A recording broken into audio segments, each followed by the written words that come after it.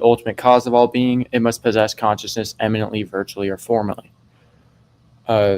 Conclusion 4 is therefore the first cause possesses consciousness formally, virtually, or eminently. Premise 10, but virtual possession implies potentiality. Conclusion 5, therefore the first mover cannot possess consciousness virtually, because the act of possessing conscious virtually would disqualify it as being a necessary being, i.e. because there's a pre-existing thing which in reference would of PSR would need a grounding and ultimately need a necessary being which that caused it, or in the sense of potentia. This first option wouldn't be compatible. The second option wouldn't be compatible, so the first cause couldn't virtually create. Premise 11, only being that is itself conscious can possess consciousness in this way. Conclusion 6, therefore the first mover must be conscious. This fully actualized conscious first mover is what we call God. The reason it would have to be formally is because in term of eminence, there isn't a higher or superior way in like intellect, in terms of possessing intellect or will or consciousness. You either possess it or not. I.e., for example, will, the ability of power to choose between two things. There isn't a version of will that's like greater than someone else's, like an eminent form of will, because this is all it is. It's like binary. It's either you do or don't have it. Intellect is just the ability to know universals, essences, and immaterial truths. There isn't an eminent form of this. We would have intellect the same way, like in the same sense that the first cause would have it, i.e. just in this strict definitional sense. So that's why it would be in the formal sense. I'll concede the rest of my time. Awesome. Thank you for the opening there. Let me remove that. Oh, you wrote it. Cool. And then we've got Apophatic. Let me get you pulled up here.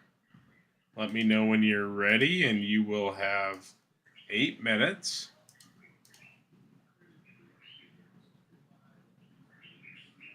You ready, Apophatic?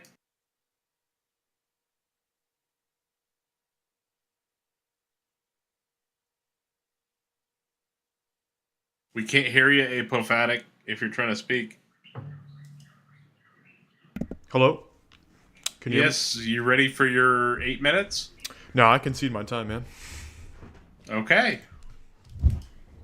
And then we've got... Oh, I hope I didn't just kick him. Oops. Hang on. And then we've got Mark and Leo. Both of y'all are up here. Who wants to go first?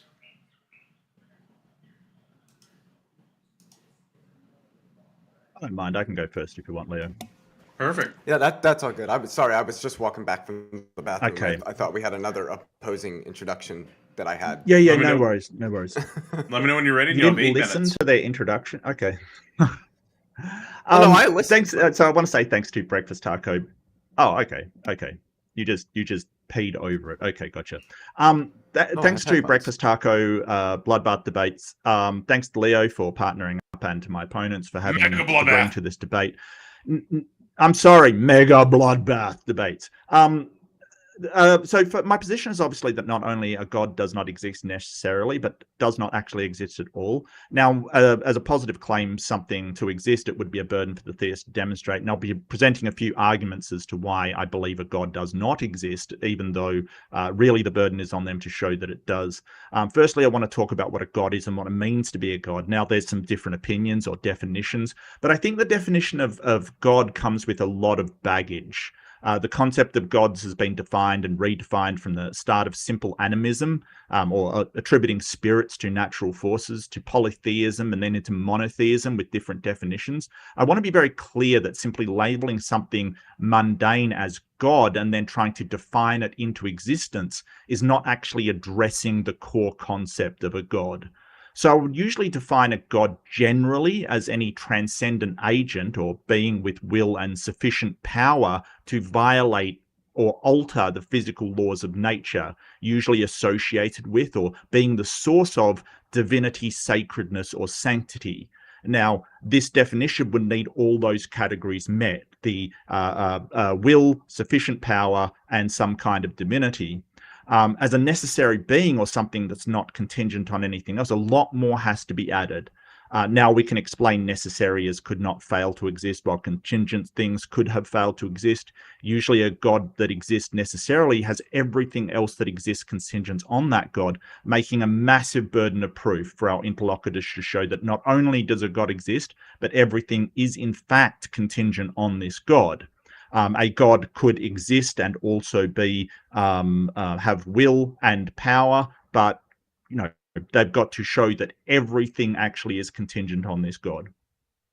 Now, I want to put across a few arguments why this God doesn't exist. The firstly is the lack of evidence. Now, you can make arguments about a God, but I feel that evidence is really what you're looking for when trying to prove something. There is literally no evidence to suggest such a God exists, and a lot of reasons why one doesn't. The first one is an immaterial mind. So this is a inductive argument. It's based upon what we see around us every day. We have examples of trillions of minds, all with some physical substrate to them. So some kind of brain, something that provides them with a physical medium in which to provide a mind. We have zero examples of a mind without any kind of physical substrate. Now, I'm not saying it's impossible that such a thing exists, but I think the burden for me to believe that such a thing exists depends on them showing that such a thing could possibly exist when we have so many examples to the counter. It's like saying, I know that children are born because, it comes from a biological process. And you say, well, could they be brought by storks? Well, I've got so many examples of it being born of a biological process and none of them being brought by storks. Now, I can't say 100% that a child has never been brought by a stork, but with so many examples counter, you can make an inferential claim that, hey, until you get shown a baby coming about by being brought by a stork, it's reasonable to conclude that such a thing doesn't exist. And thirdly, it really depends on the attributes of the God, because as I said, gods come with a lot of baggage. A lot of the claims are contradictory or do not make sense. There's the problem of evil, problem of omnipotence, and there's a lot of problems. But in order to engage with this, I'll really have to get more into the nuts and bolts of what the God is. I guess I can cede the rest of my time. That's my intro. Thank you. All right. Thank you for the great introduction. And I'm pulling Leo up now. Leo, let me know when you're ready, and you'll have 8 minutes. Go. So, I'm not going to get too much into the nitty-gritties in my opening statement, just because most of this we'll probably get into in the open discussion. So I want to refrain from saying multiple things multiple times. To start, so the only kinds of necessity, because the concept of necessity is going to be relevant to this discussion clearly, that I think are relevant to this discussion are things like logical necessity or gnomic necessity. I don't think something like epistemic necessity or, say, deontic necessity are going to be relevant. And I take logical necessity to just mean that something is logically necessary if it obtains in all possible worlds. And I take gnomic necessity to be something necessitated by the quote-unquote law-like structure of physical reality. I don't know what it means for something to exist in a logically necessary way, because I take logical necessity to apply it to like propositions, things like that, where the necessity is given via some sort of like deductive rule of inference or something like that. And then again, gnomic necessity would just be something is necessary, but only insofar as it is in accord with the gnomic structure of reality. So one might say that something that's gnomically necessary is that like charge is conserved in under particle decay or something like that. I at least have never heard an argument that convinces me that God is either gnomically necessary because God is not a physical object, or that God is logically necessary, because I don't think that most theists take God to just be like some sort of proposition or the result of some sort of deductive rule of inference. So to say that something exists necessarily, I think, is already somewhat confused. To go a little further, so necessity, really, what it means depends on what is referred to as the modality that one is speaking. As I've just explained, there's what it means to be logically necessity versus what it means to be nomically necessity, and those don't mean the same thing. They mean, but their meaning is given by the sort of the scope of that modality, the logical modality versus the gnomic modality. As far as contingency is concerned, one thing that a lot of people do that I'd like to clear up right now is that contingency, as it's understood in metaphysics, is not some sort of dependency relation. So in metaphysics, contingency, I understand this might be how somebody uses the word in their everyday language, but in metaphysics, contingency is not a synonym for dependence. Contingency simply refers to something that is not impossible, but is not necessary. And with respect to that, I think that, as has already been mentioned, to try to argue that something that is contingent requires some sort of necessary explanation is going to assume some sort of principle of sufficient reason, whereby things which are contingent require some sort of explanation that is truly sufficient to explain the contingent nature of the entity in question. I have never heard an argument that motivates me to think that. I don't think that something's being contingent in any way, shape, or form entails or even implies that it needs an explanation. I would be curious to hear any sorts of arguments our opponents might have for why I should accept any version of the PSR, because there are many of them. But thus far, it's not something that I think is meaningful.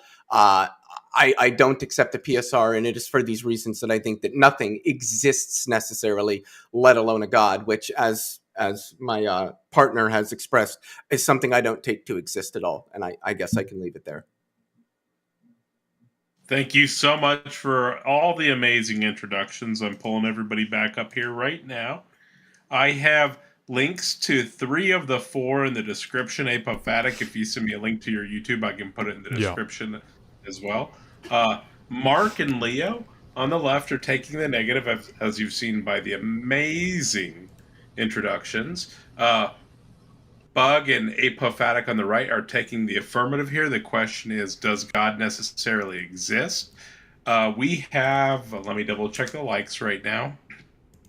We currently have 15 likes. We're shooting for 50. I'm removing a piece of clothing for each like, so I'll be taking off 15 pieces of clothing here shortly. I've got 50 on right now, so let's get all 50 pieces of clothing removed, and then once again, you can modify the conversation with a super chat. Is everybody here ready to get involved in tonight's mega bloodbath? Yes, sir. Sure. Mega bloodbath engaged. You have an hour. All right, Mark, Reid. I'd like to start. Can I call you Mark? Is that fine? Just Yeah, Mark? yeah, of course. Yeah, Yeah, I'm go sure you for can call me Apo or Apophatic. Okay. Okay, so I wanted you to clarify some things in your opening statement, right? Just a little bit. The first thing is you raised 2 arguments in the beginning. Why God does not exist, right? That's what you claimed. The first argument was by lack of evidence, an inductive argument that you raised. And I just want to repeat what you said, so I'm not, what I wrote down is not straw manning you. Essentially, an inductive argument for why an immaterial mind would probably not exist, right? Or a disembodied mind. Yeah. Okay, great. Yeah. So it's an epistemic reason. Okay, and then the second reasons you gave for why God doesn't exist would be the problem of evil and the problem of omnipotence. Those kind of philosophical problems, right?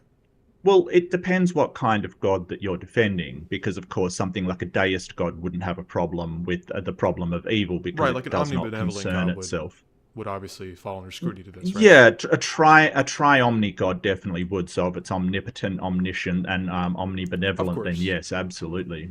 Of course, I would hold to like more of a classical theistic God, so that would be something to possibly engage with later. The first argument, though, I would just want to ask, what do you mean by evidence? How would you clarify that? Facts positively concordant with something to be true. All right, let me write that down. Okay. Positively and I guess exclusively concordant. So Mm. things that point to one answer in particular. Okay, of course. So the proposition though is that God does not exist necessarily, right? And your Mhm. justification for that proposition is going to be an inductive argument, right? Yes. Okay. So I really the proposition God does not exist is not justified by observing some things, right? If you're saying that when you make a positive statement like X is not the case, this is going to be in all possible worlds, right? Because you're assuming that it's if it's a being that exists in all possible worlds or is defined that way, then you're saying across all possible worlds this being wouldn't exist. That's what you're implying. Well, the question is not whether God does not exist necessarily. The question is whether God does exist necessarily, i.e., in all possible worlds. So if we observe a world where he does not exist, then he does not exist necessarily. Well, I know you're saying that, but you're Yes. making an argument that God does not Yes. exist in all possible worlds by observing some No, things. I'm not. You are. I'm not. I'm making the argument that God does not exist in all possible worlds. Yes, God does not exist in all possible worlds. You're making that argument. So if in one possible world he Yep. does not exist, then I've answered the question of the debate. Well, I mean, your argument though, right, is Well, that you're this is observing a some shifting. things. This is a shifting of the burden of proof. This is what this What? is. Because the question is that God exists necessarily or God exists in all possible worlds.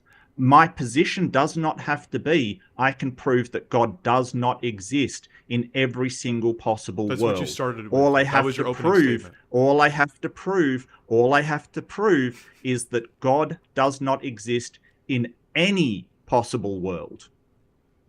Yeah, I would agree with that. But Right. okay, but the issue that I have with that is you are making a universal claim here, and you're not realizing that you are, right? What's my universal claim? Okay, so you're saying God does not exist, and your justification for that is by an inductive claim. Now, I don't take inductive arguments pretty seriously. I think they're quite poor. I would take more of a deductive argument where there's a conclusion that follows from premises a little bit more seriously.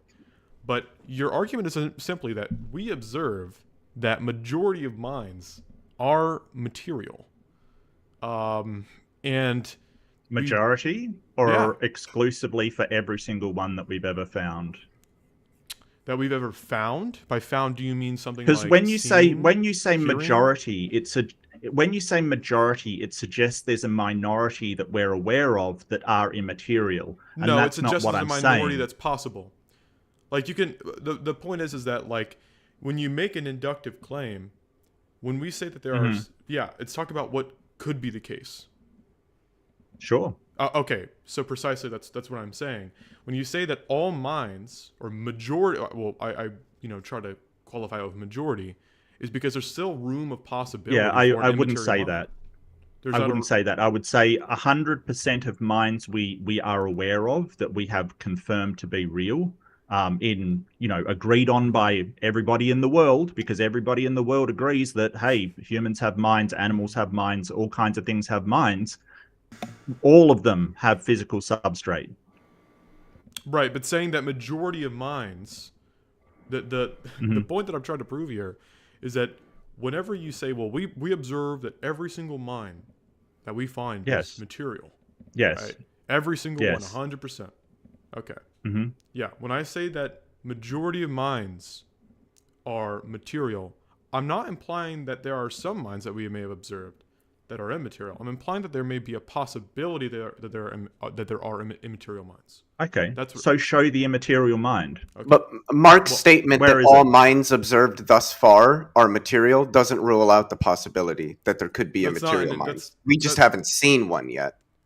Well, of course, Right. it doesn't rule out the possibility. The point is that you're making an inductive claim based upon a limited scope of observation. You're saying that Sure. We have not observed. Yeah, Sure. so I don't know how that. That's gets what us induction is. I'm aware. I'm saying I don't know how that can get you to the conclusion. Well, God does not exist, or an immaterial mind can't exist, right? Because obviously, I never said that immaterial mind cannot exist. I'm saying that Okay. you're making the claim that an immaterial mind exists, Yeah. and I'm asking you to demonstrate that that immaterial mind does in fact exist. Because without it, all you've got is a baseless claim. Yeah. So, like, what criteria would you take for me to demonstrate it? Would it be an inductive case based off of observation, or would it be something like a Well, logical I don't deduction? know. I don't know what evidence you've got. I mean, a logical deduction, you can try, but you've got to basically deduct every single possibility until you get to an immaterial mind being existing. How are you going to do that? Sure. Yeah, Make but a remember, logical the case proposition for is God one. does not exist. That's what you stated at the beginning. You said, well, I believe that God does not exist Yeah. necessarily, and your first argument Yeah. was an inductive argument. No. I said that I believe that God does not exist. And you're saying that he exists necessarily, Yes, I am. that he I exists in understand. all possible worlds. Yes. That Yes. would be contradictory to reject the proposition that God exists. So is it possible that a God does not exist? No. So there's absolutely Why What not? absolutely not. what kind of contradiction are we talking about? Like a logical contradiction? Yeah, P and not P would follow. What would the P and not P be? In believing that God does not exist. Yeah, what's God does not exist entails a contradiction. What is that contradiction? You wouldn't be able to provide the sufficient reason for contingent things or the set of all contingent things. Why would you need to do that? Why would you need to do that? Yeah, Mhm. Well, Leophilus, you reject the PSR, right? Leophilus. Yes, I do. Leophilus, forgive me Most for metaphysicians do. mispronouncing your name. All right, so you reject. You can just call me Leo, by the way. Just I call you Leo. that's probably All right, Leo. yeah. So you reject that that proposition that the PSR or the Yes. Okay. Yeah.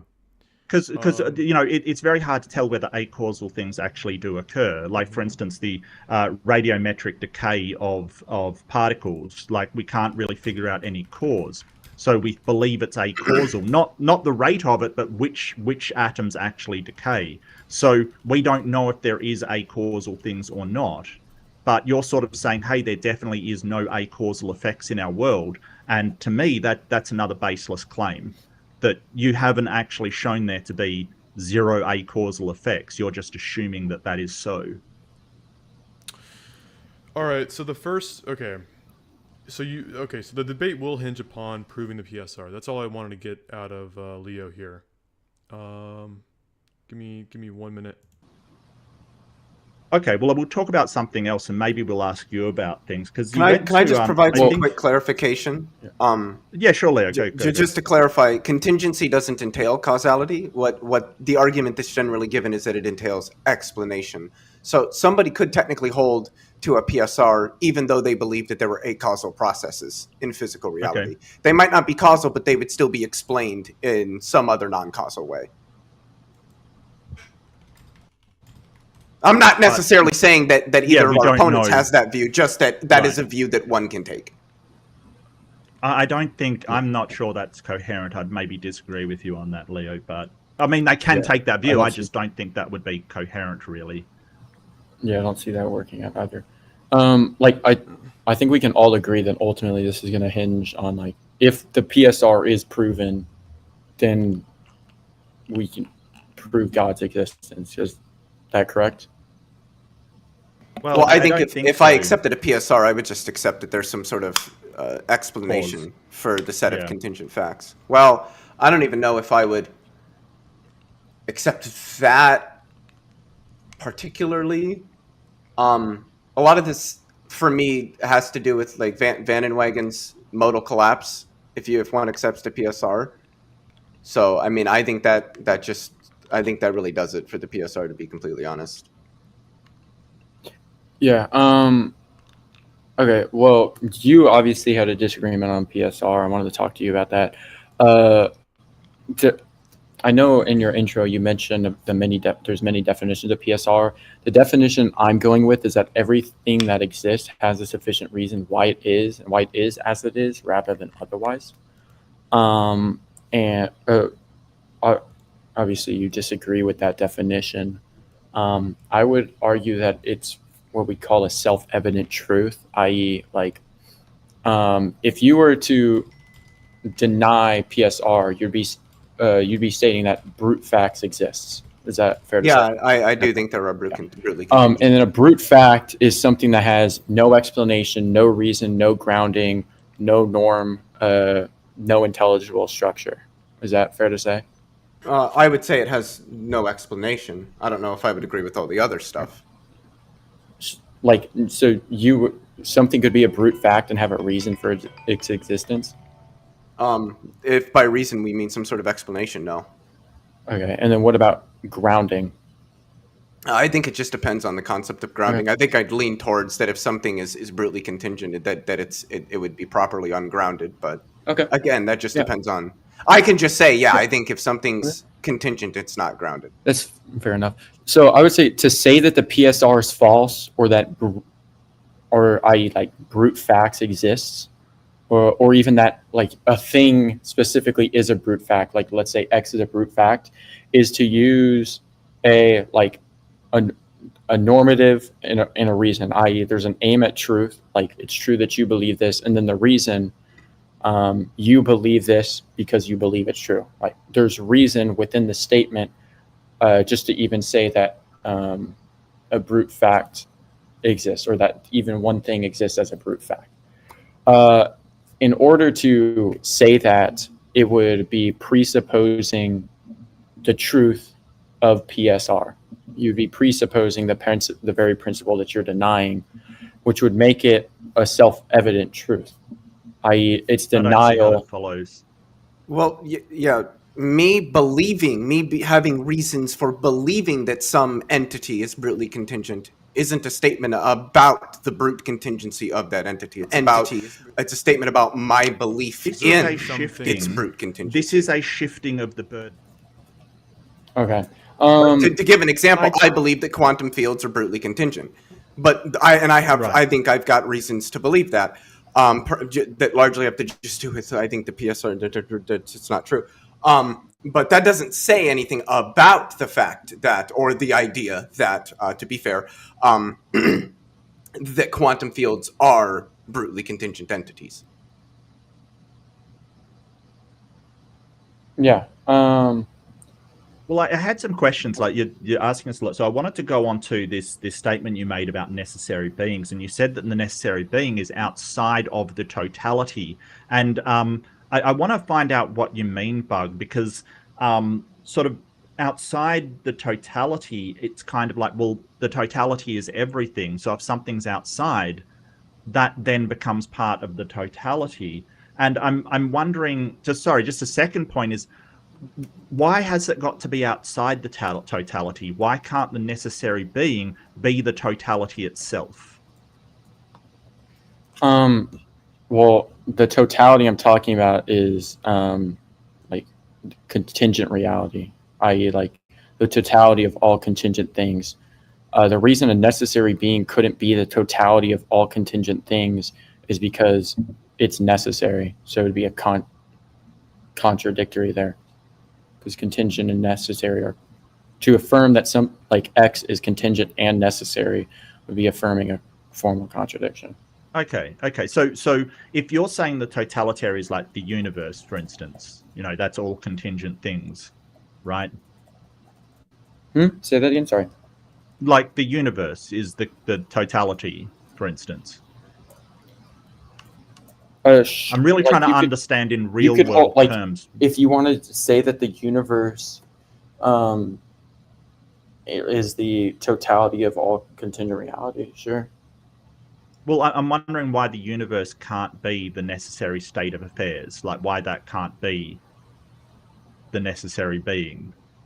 Yeah, once again, like, as I said before, ultimately this debate's going to hinge on PSR and the truth of the statement itself. You could show that the universe can't be the necessary being, but it's going to be in reference to PSR, either through the principle of proportionate causality or through the PSR directly.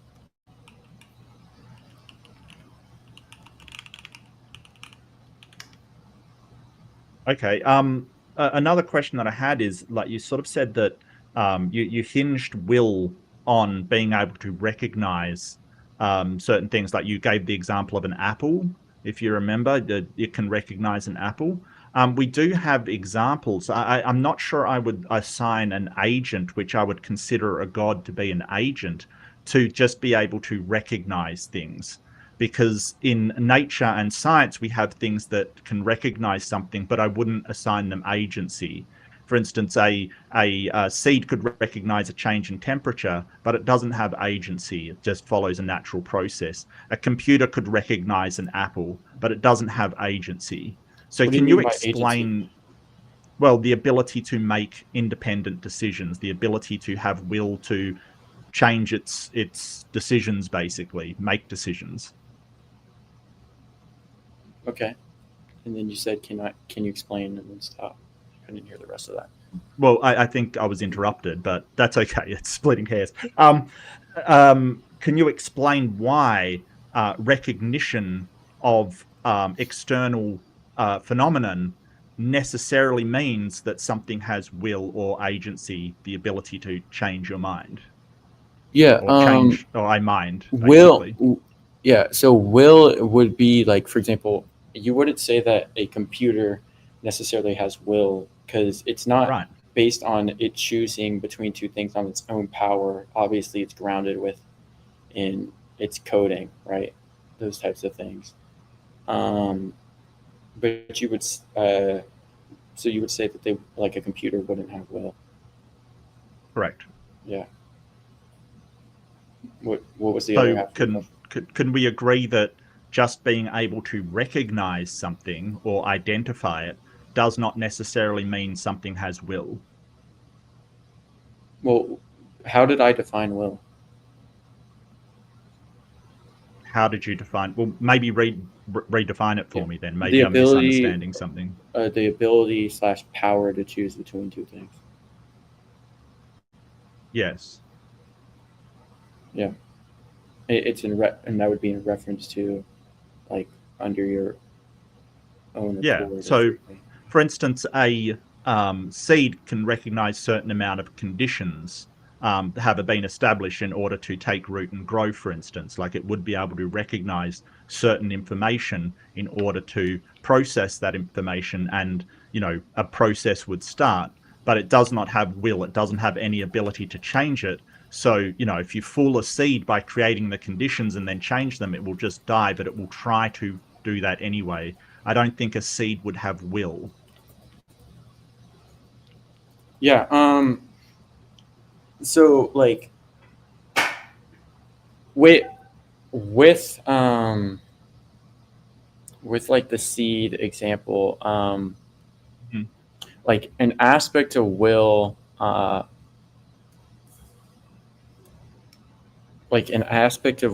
especially within, like, Aristotelian metaphysics, would be possessing intellect as well. Like, Sure. like, it would be the power for a rational being to pursue what the intellect presents as good, or what the in reference to also just being able to power to choose between two things.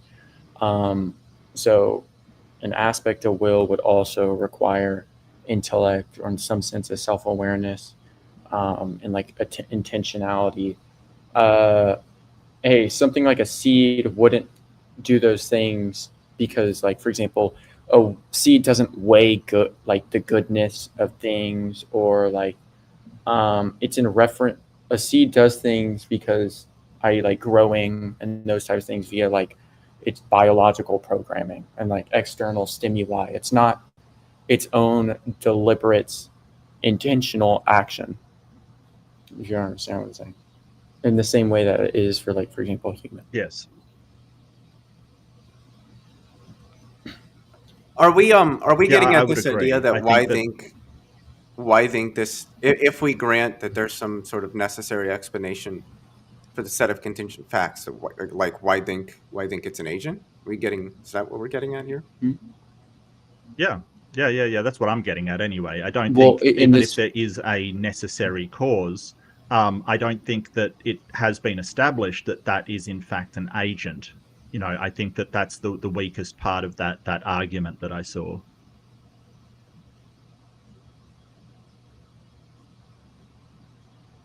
Yeah. Within what you just said, Leophilus, are you, if you're granting something that's necessary, I'm assuming you're still rejecting PSR? Yes, of course. Okay. Then, I mean, ultimately, like, how would you know that there even is an explanation to begin with? If things can be brute facts, right? Then how would you even know that there was a necessary being? How would you even be able to make the claim that PSR is false? How would you be able to say that, for example, like the scientific method itself would be irrational? The idea that like having explanatory see how that processes behind follows. these things would also be ultimately irrational as well. Thinking that there are brute contingencies doesn't mean you can't have explanations for anything. No, but if things can be, if you're granting that brute facts can exist, then you're also granting it's a brute fact that God just exists, without reasoning. The debate. Well, I don't think God exists, so I wouldn't. Yeah, be well, granting no, that. like just within the debate, if you're just saying that denying PSR and saying that brute facts don't exist, I can just affirm, or that brute facts exist, and I can just affirm that God exists as a brute fact. Yeah, and you then could. the debate's over. But It at that kind of point, you ruins would be rational thought, conceding but then- debate, because if God is brutally contingent, then God is not necessary. Well, you could also. I mean, it is a move you can do, but it would be conceding the debate. You could, That is correct. as I said, you could also, like, for example, if you're affirming that brute facts exist, even to say that there needs to be a being or that there is a necessary being, it's pointless, because it's just be brutally the case that it is or isn't, as well as like the idea of using rational thought or having like truth claims or normatives or those types of things also would be incoherent, because you have no understanding, like no differentiator whether this thing actually is brute or has reason, because it grants that that's possible. Like either case is a possibility. Like if we grant brute facts, let's say X, Y, and Z things exist, right? You are basically granting that there's a potential for X, Y, and Z all to be brute. So even just to say that, like, let's say X has like reasoning, like ultimately there's no way to know that that even itself, that reason can be brute facts, X can still be brute facts. It leads into Well, I mean, it's complete possible that incoherency. everything could just be brutally contingent, but I just that being possible, I don't think is meaningful. Just like I could grant it's possible that everything could be necessary, but I don't think that's meaningful. The fact that it's possible doesn't tell me about whether things are that way.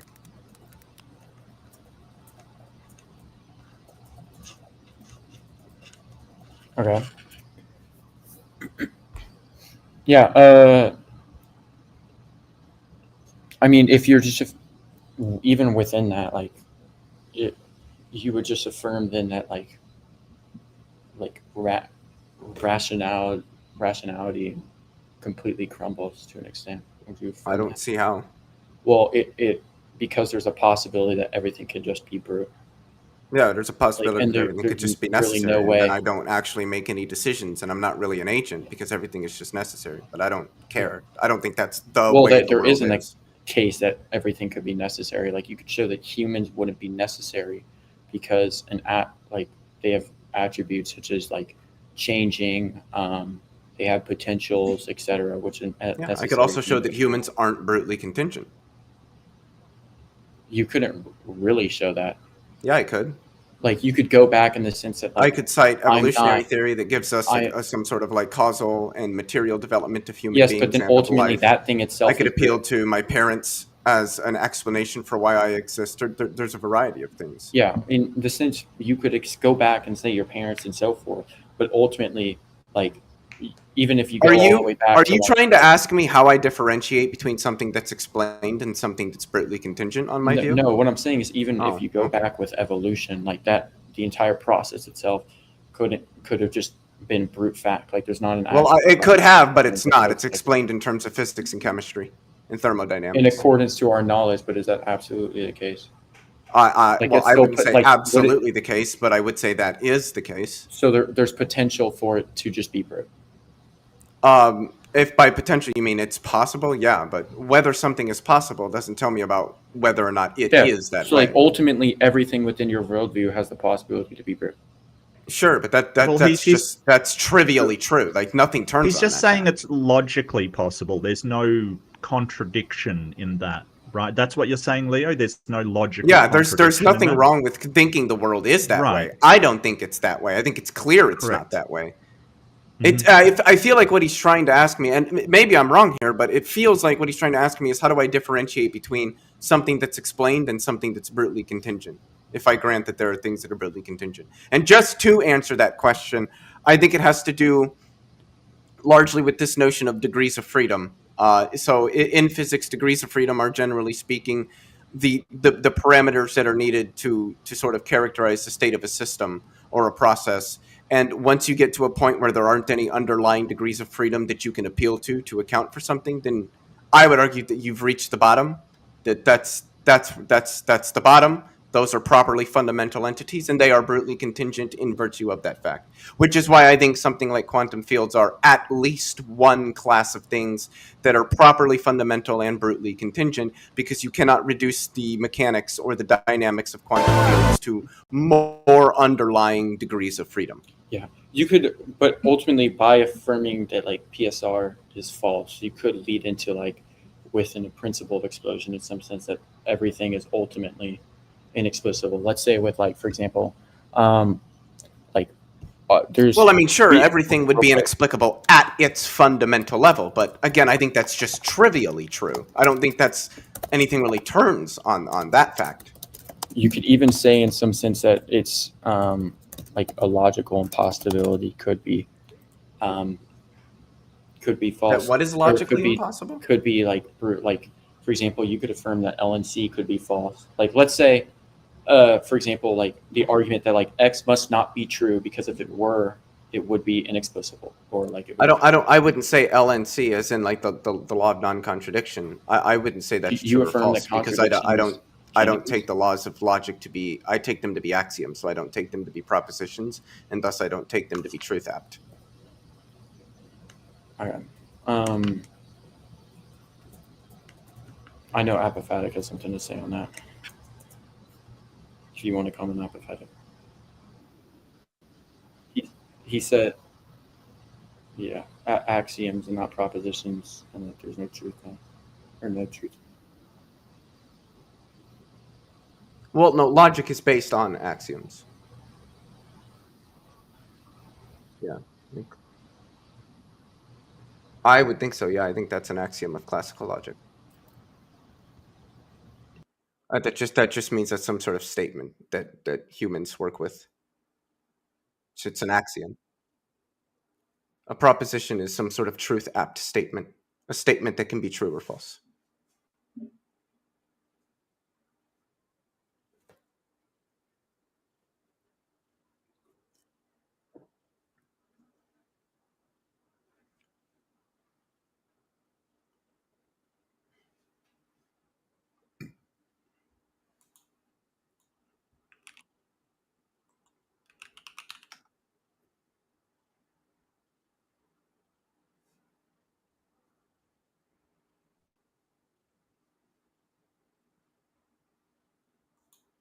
I don't think so. The same way there's lots of statements that don't fall under that definition. If I said, what time is it? That's not true or false. Questions aren't truth apt. I would say that but they're still statements. I would say axioms are like questions are statements that are not truth apt. Are axioms reducible to, I mean, I think axioms are probably in some sense a sentence. At least in some formal language, I think they would be some form of sentence.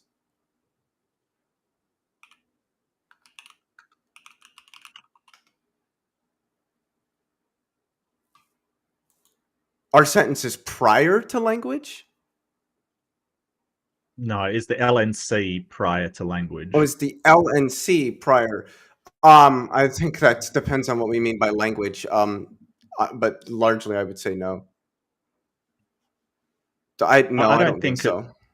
I don't think it would be. I think that the laws of logic, including the LNC, are kind of models of how physical reality behaves. And I think that the way that we've described it is an axiom, but we're trying to describe something in the real world, much like mathematics is axiomatic, but we're trying to describe something in the real world.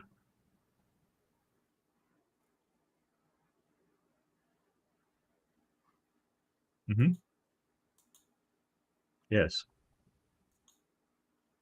What, that something cannot be itself and not itself at the same time?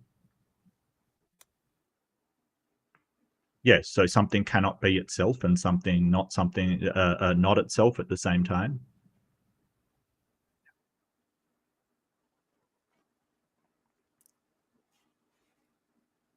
Well, any material thing, like my pen cannot exist and not exist at the same time.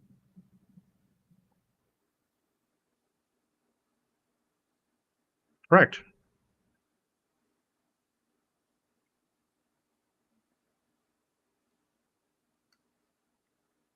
I didn't say it would be. Like, do you understand a model is not matter? Yes, it's like saying, well, the map can't be reduced to the hills that you're describing.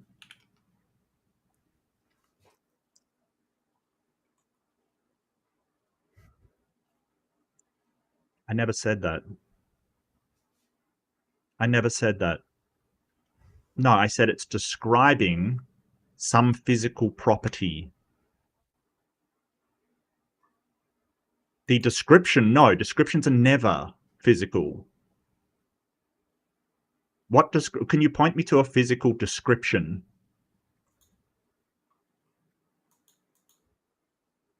Well, it depends on how you're describing it, really.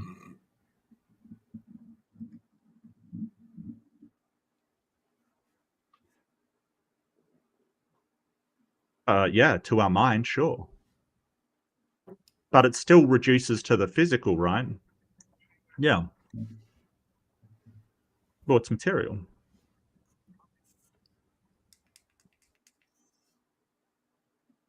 Because it's an abstraction.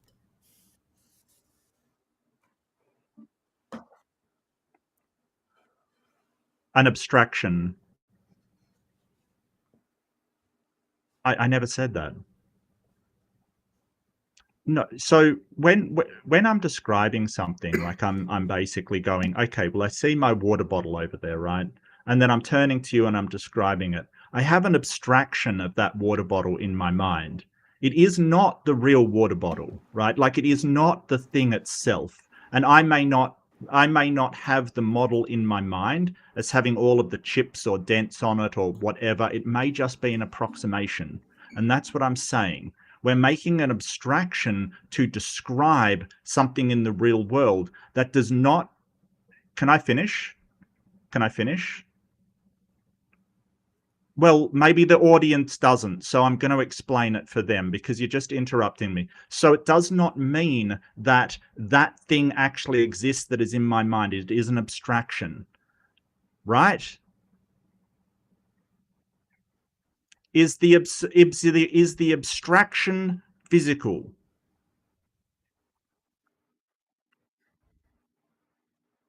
There you go.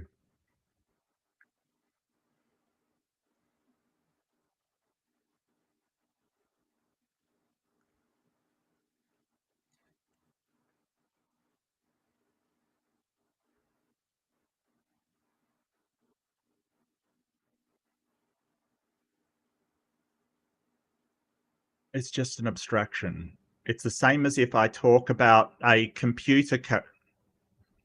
Yeah. I think he's asking It's about just the a ontology concept. of abstractions. Well, it does not exist ontologically. I mean, I don't think so. I'm a nominalist about abstracting myself. Yeah.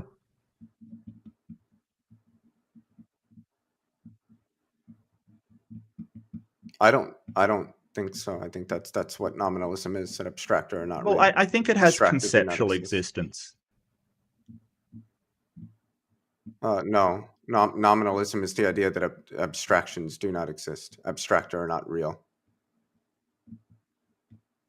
I feel like we've gone off topic for a little bit now, and it's kind of letting it roll. But remember, the topic is, does God exist necessarily? No. Let's try to make sure to pull our statements back into that. Apophatic. Quick I question. never said that. Would you affirm that with denying PSR, like, okay, real quick, Leophilus or Leophilus, do you affirm that there can't be contradictions? I think that I agree with classical logic for the most part. Okay. Apophatic. What are your thoughts on rejecting PSR and then affirming that LNC is true and that there can't be contradictions?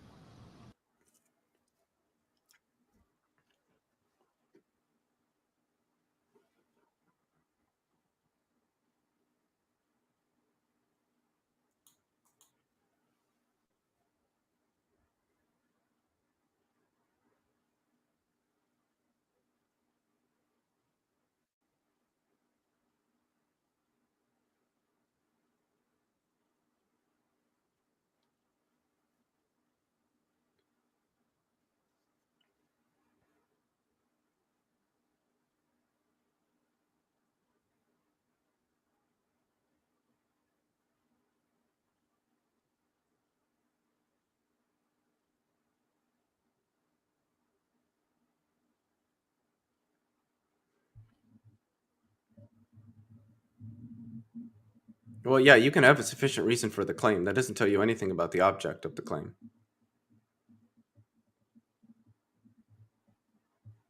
Sure.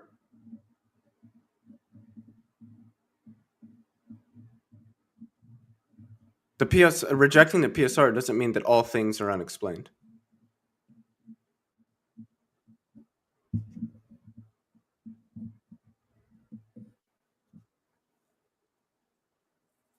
Yeah. Correct. And rejecting it is And not the just- statement that nothing has a sufficient Right. reason, just that not everything does.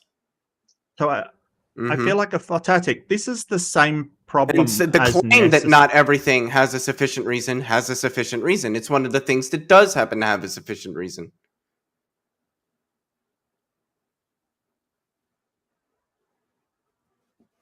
Yeah, but again, granting that it's possible that something can be inexplicable is not the statement Doesn't that grant it it does, is yeah. inexplicable. I've already been over this. Mm-hmm.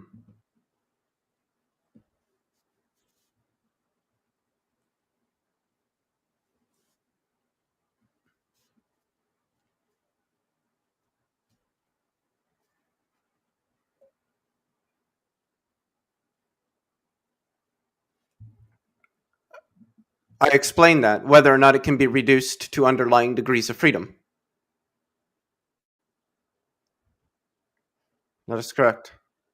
Like I said earlier, degrees of freedom. I use the term as it is in physics, where the degrees of freedom are just the parameters needed to characterize the state of a system. So if you can give the mechanics of some system or the dynamics of some system without having to refer to more underlying degrees of freedom, or if you just outright can't find, there just aren't more underlying degrees of freedom, then I would argue that is something that is brutally contingent. Not only brutally contingent, but properly fundamental. Well, it's not just that you can't find it, it's that there are none. Doesn't exist. Yeah.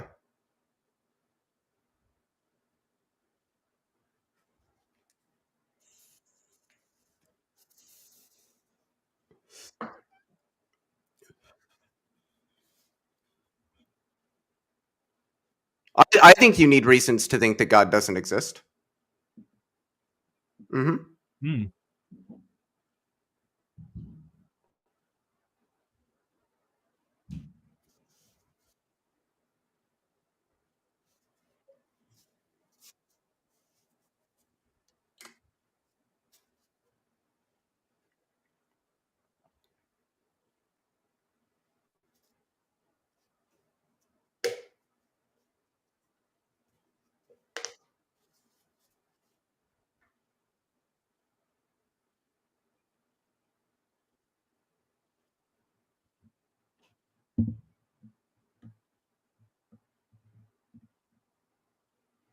Not if I don't consider that one of the things that's inexplicable.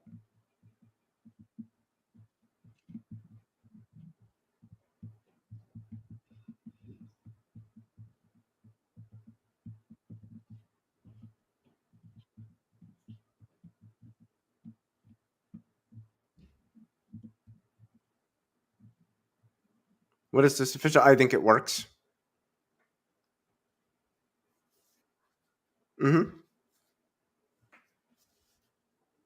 I mean, it seems to. I can describe like,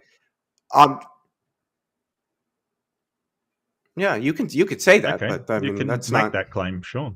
sure. Just Well- like I made that claim. Well, technically, within their worldview, that is true. Like within your worldview, it actually doesn't make sense how you couldn't even prove the LNC. It actually doesn't even make sense why you affirm it because contradictions could exist. I just take it as an And axiom. well, yeah, the reason the contradiction can exist is just cause, or like just as brute facts. There's no reason. It also the same way even having a debate is literally impossible because either position can just affirm the right just cause or because I said so or whatever. Because logic's completely thrown out the window. They could do that. Then Yeah. they'd just be Bug. like That's sacrificing because I any said so meaningful. or whatever. any Yeah, meaningful but that's debate. literally what you just did. Do So you did you? know? No, it's do you no, know? it's not. I didn't just do Bug, that. You Bug, just do you know, did. Because, Bug, No, I Bug, didn't. do you know in quantum physics we can't use classical logic for that? We have quantum logic. We literally cannot apply the things that you are talking about on a quantum level, right? We have to throw it out. Now, does that mean that the classical laws of logic are contradicted? We don't know. We don't know, right? We just don't know. But there is a different system of logic for quantum. It's called quantum logic.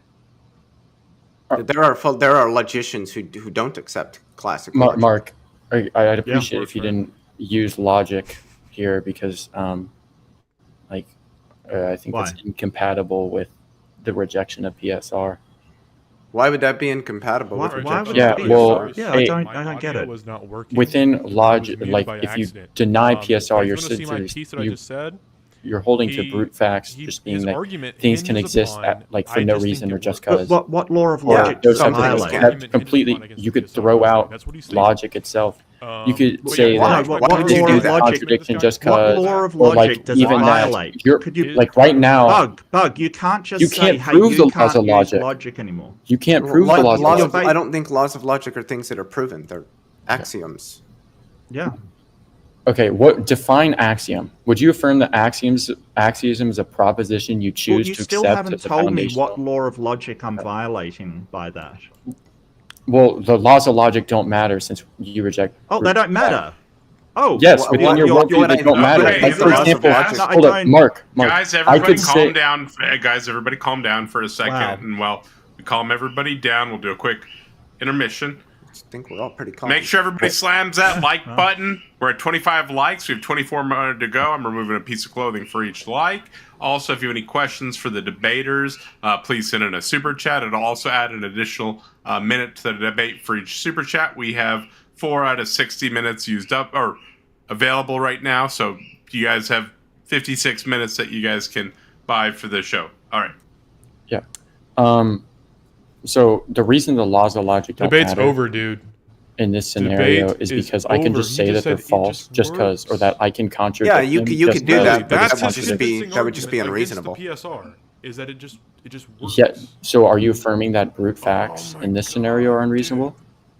I No. still don't understand It- how brute can You be. just I mean, okay. Wait. You Unreasonable just said in the this sense is that they literally unreasonable, don't have and then I reasons just for them, but they're not unreasonable in the everyday sense of the term, or something is like illogical or something of that sort. so is it The unreasonable in debate this hinges sense? upon the PSR, and this guy's argument what sense? against the PSR In the sense that I'm is right now it in just saying works. that like you could just affirm Like something that sort of like illogical laws- or irrational or something like like laws that. of logic no, can no be matter violated. how flowery they are with their language, it's just always because it just like that's works. not unreasonable. That's always what it just is. Now I'm The sorry laws that I of was logic can not be violated unmuted. just That is because. my Well, Yeah, that's I don't even know unreasonable. what That was what's my being error, claimed guys. I there. will be I don't think so. re-uploading. Like for example, this is a Yeah. contradiction and can violate LNC just cause, Well, I don't. or like there's okay, no so reason it just can't. What is it that Like, violates is that the LNC? unreasonable? And in virtue of what does it violate the LNC? I don't Like for example, this ball in the same time and same respect can both be read and not be read. Well, then it wouldn't be red, and it wouldn't be not red. You can just say that this contradiction, this ball can both be red and not red in the same time and same respect, just because. I wouldn't say that. I mean, yeah, you No, can say that. I like, just yeah. think that to So, be but would you illogical. take that as being unreasonable? Yeah, it's illogical. Why would you So, start affirming so then obvious brute logical facts contradictions? in that specific context are unreasonable. Well, I don't think you see. Again, we're going to this. If you reject the PSR, then everything can be a brute fact. That's not the claim. That does not follow. Okay, I would say that everything has the. You already affirmed that everything has the possibility to be a brute Yeah, and fact. again, I've specified now for the third or fourth time that something X being possible doesn't say anything about whether X is. Yes, but even if you All you're affirm saying is that you there's no can't show- contradictions in conceiving of X. You can't show Yeah, one position There's nothing over. logically contradictory about conceiving that everything is Yes. brutally contingent, but that says literally nothing about whether everything is brutally contingent, You can't which I don't think is the case. Yeah, You yeah. can't Bug, show bug, one bug. position Listen, over I'm gonna another try at that point. I'm gonna try to clarify, right? Like, I okay, understood so- what he said. You So want me to clarify. Well, the problem I- is that it is possible that I could be elsewhere doing something right now, but I'm not, and I don't It just believe works, that I'm dude. not. It You're just just freaking saying, works. hey, just because you believe This it's guy possible you're actually- somewhere else, he did you're the meme. conceding that you're somewhere else. No. He did the "it just works" meme, dude. No, what I'm saying is that within that, I given got the him to fact say that it it's just works for, possible like, that 5 these things minutes. everything can be a Dude. brute fact, you can't show that like one case get like him this to say thing it just is or works so isn't a good? brute fact over this thing being a brute fact, Our because language you can is just dead. affirm that It it just is doesn't work anymore. or isn't. Somebody Like, could, there is no but reason. that doesn't mean that it Okay, is. like could you give me an example of something that you could show as a Well- brute fact isn't a Well, brute fact? Leo Works, brought right? up Isn't a brute that, fact? Isn't. evolution It's not. shows that humans aren't brute facts, right? Like, so That's just evolution wrong. shows that humans aren't brute facts. Leo brought up that example. What do you mean? Do you not That's believe just in wrong. evolution, or is it Electron- something No, like, electrons that- aren't brute facts. That's wrong just because like evolution doesn't show it. Electrons aren't brute facts. There are reasons why there are electrons. No, electrons are brute facts. No, And they're real not. Not in my fast, view. Yeah. JL Warren or Bridge of Divide says Apophatic and Bug Got Nothing are already crashing out. They've got no rebuttal and already conceded. Thank you for the super chat. You're wrong. The point Jim, is that it there just is no works. rebuttal. There is ultimately no rebuttal. Like I'm curious, logic Bug. On between your either. view, You electrons can are just- brutally contingent entities? No, like what I'm saying is within this scenario, you can't like show that something isn't a brute I got him fact. to say really Yeah, I two can. stupid Electrons aren't things. brute facts One, because I can give a reason why there are electrons. What's the abstractions reasoning? exist There within a there are material resonant mind. perturbations in the electron That was field, Mark which is Reid. what I electrons coined are. But his there- bald, there's no- you know, I saying. can no take an electron. electron and No, I exist. can explain it in terms of more underlying So it degrees of just freedom, works namely the in dynamics of the electron Yeah, field. and But then I someone- can't take the dynamics of the electron field and reduce that to more underlying degrees of freedom. So the electron field is brutally contingent, but electrons are not. This is so gross. Someone Let can a just dog affirm have that a electrons don't exist, violating Sure, law they of can do that. non-contradiction. There are lots of No. people that are some Yeah. sort of idealists. What does that You have to can, do you with can anything? affirm that They could- electrons they could- don't exist, they could violating say- the law I of could affirm that the non-contradiction. universe was And then shat you out can by a affirm- magical unicorn. and you Like, can there's a lot of affirm that- things I could affirm. And then the law of non-contradiction can just there can be contradictions just because. That's the There point. are people that think there are Yes, so that's the contradictions. Graham point. That's Priest the is one point of I'm them. making. You can't show What that does that have, something isn't a what brute turns fact. on that fact? The point is you can't show that something isn't a brute fact. I just did. Both Yeah, me and but Mark that- did. You did That it because I can it presupposes- works. I can explain With your planets in argument- terms of gas, dust, and gravity. With your electron, I can explain gravity in terms of curvature and the geometry of spacetime. If I can explain these things, if there's reasons sufficient for the obtention of these entities, then they're not brutally contingent. Unless we just disagree about what it means to be brutally contingent, which I don't think that we do. you could just affirm that it's not. Those reasons are wrong. Sure. It's Okay. possible that those reasons are wrong, and that Okay, it is sure. just a brute fact. Okay, I just so it is possible. I don't right? know what turns on this. What Wait, turns on no, the possibility? What Leophilus. does- So it is possible. You would affirm. Sure. What turns Okay. on that fact? So what I asked you was to show how you could show that electrons aren't a brute fact. But yeah, since which you would it's do by given- showing the reason but sufficient since for it's why there are given that electrons, it's right? possible that those reasons are wrong and that it is a brute fact, You didn't show that electrons aren't a brute fact. Yes, I did. You just gave a possible scenario in which they aren't. Well, no, I gave the actual scenario. It But you is can't a show that fact that's the of actual the world scenario. that You could electrons just be exist wrong. in virtue of resonant perturbations in the underlying electron. But you're just wrong. The as a brute reason fact. why there are electrons is because there are resonant perturbations in the electron Why is he field. wrong? I don't understand. Why is he Oh, wrong because about the physics of this? Just because. Okay. Okay. I'm rejecting PSR now. Are you? Okay. It's a brute fact. That Oh, you're is just it? wrong. Yep. Okay. Okay. That's logical within your world. Well, I'm right because my Aunt Sally says yeah, that exactly. I'm right. That's the point. My Aunt It's Sally that's is just All she's all always logic correct. completely just dissipates within your worldview. Because that's If that's you think logically so. possible. That's I didn't know all those philosophers that work in logic that reject the PSR are just doing nothing all day long. I guess they just okay. why so am are I you- doing this is stupid it logic? is anything well, I it must said just be just illogical? because, right? They're doing it just because. Is anything I said illogical in your worldview about the brute? illogical, as in like contain some sort of logical contradiction? No. No. Okay, so then it But is. that's not a logical in high your worldview. bar. You seem to Yes. think that like not being I contradictory said that is some it's high logical bar. within your worldview, and you rejected that. Did you not Yes, mean to so, say that? Like, Bug, is it logical? He's already Could you just affirm that? conceded that it is possible that everything has no contingency like you're suggesting, and there's no sufficient reason for anything, and things just pop, the electrons just pop into existence for no reason. They are a brute contingency. He's already accepted that's possible. But just because something's logically possible does not mean it is actually the case. So you're sort of going, well, because it's logically possible, then I can just claim that it's true. Yeah, you can claim that, but is there Why are you any using epistemic logic? reason to believe that? There's no epistemic Because it's- reason to Because believe logic in is anything. useful. my goodness. There's no reason to believe in anything because everything could just have no reason. And you can't It's show any possible. either. I you just can't logically show you one wonder. way over another. And in fact, me- you're using logic right now, but within your worldview, logic could just be a brute fact. Or I could just say logic's a brute fact. You can't debunk that. Well, sure. okay, I right would now, just think logic's that a you were brute fact. wrong. I could. Okay, I could yeah, I just Exactly. think That's that's the wrong. point. All Because I like think logic is rational a thought and conceptual logic just schema breaks that down. is explained in virtue of the axioms accepted. and you're just wrong. When taking that. When I taking don't that think form of logic schema. breaks down. But I'm gonna use some logic, some modal logic right now. Diamond P does not imply P. So that it is You're just wrong. possible that P does not imply P. That it is. You're just wrong. Well, no. No, I'm it- not about sorry. that, Are I'm you not. saying? You're just wrong. Hang on, Bug. Are you saying because something is possible, then it is I'm true? affirming that this is wrong as a brute fact. Okay. Well, Sure. you can claim it as a brute fact. You I can don't- do that. And that's You can do that's that. not You what can't- that's not what You I'm can't doing. show one position over disagree. the other. I disagree. I think because we it's can, yours. not claim that as a brute fact, but actually demonstrate it in the real world. You That can't just because something demonstrate is possible, like that something like is I the can case. demonstrate that it is possible for a 6-sided dice to roll anywhere between 1 and 6. I can demonstrate that's possible, and then I can roll it and demonstrate that just because it's possible doesn't mean it happens. The point is you can't show one case over another. Like this thing has a reason over a brute fact.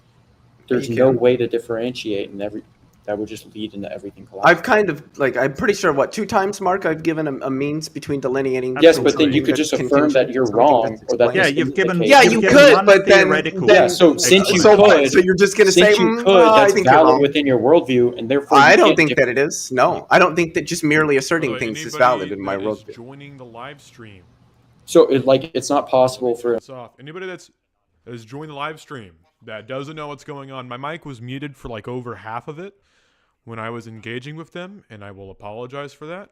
I will be uploading clips of our debate on my YouTube as well as uploading it on my Twitter.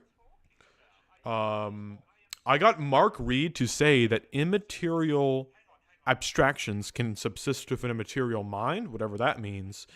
And I got Leo to concede and say, well, it just works. Not concede, forgive me, just to say, it just works. Everything for these atheists goes back to 2 things. It's either the most absurd position ever, or it just works. Or assuming other positions that aren't yours. It just works, guys. Oh my goodness. But I'll be uploading those clips on my YouTube and my Twitter, so be sure to tune in for that. Subscribe, chat, whatever. This is too silly, dude. This is just so silly. I got him to admit that immaterial abstractions can subsist in a material mind. Ugh. Oh my goodness. The debate is whether God exists, not this nonsense. Because you keep pointing out it's possible everything could be wrong. It's possible that everything could be... It's possible that this, it's possible than that. You still are making the grievous error of saying, well, it's possible this, so you're going to assume that it is so, when we're not doing that. I'm just going to keep asserting. So, like, let's say there's two positions you can take. X either X being like this isn't a brute fact, Y being that it is a brute fact. The point what I'm trying to make is that within your worldview, it's literally impossible to determine that either X or Y. X being that this isn't a brute fact, No, Y that this is a brute fact. If I'm, I can account So for it's a like variety rationally of things incoherent. in terms of reasons. So what? Yeah, what? but then I could just say those reasons are wrong just because. So I asked Leo here, this guy, the justification for the metric that he was using. In his justification, his sufficient reason was it just works. Just want to preface that. It just works. You've lost the debate. At that point when you're saying it just works, like, that's an inductive claim, bro. It just works. How do you determine whether it works? What's a sufficient reason for all the things that it takes for you to figure out that it works? Come on, dude. If your basis for deciphering between a contingent brute fact and a something that's explicable and other things that are inexplicable is merely based upon a certain metric that you have that you claim it just works, when you are reasoning out, right? When you're reasoning and you're reasoning to this metric to decipher whether it works, you still have to have a sufficient reason behind every single process that it took to get to that point. If sufficient reason, and whether something is, if you deny sufficient reason, and say either things are inexplicable or explicable, they can be either way, and you're making the claim that you trust the metric because of a degree of freedom, and this degree of freedom you're appealing to is because it's justified because it just works. How did you decipher that it works without first deciphering what's explicable and inexplicable? If your basis for what's inexplicable and explicable is whether something works, whether something, or how you got to decipher whether that metric works or not, requires some inexplicability or explicability. Very simple.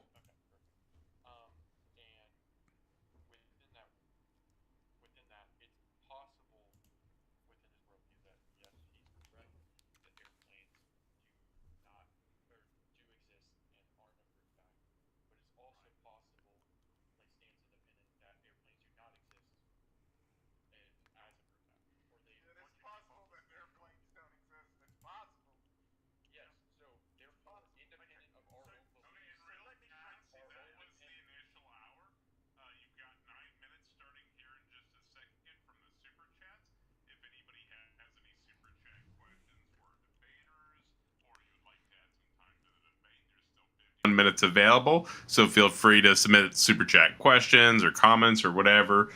You guys have 9 more minutes starting now, and any super chats that get added in, I'll just add them to that timer.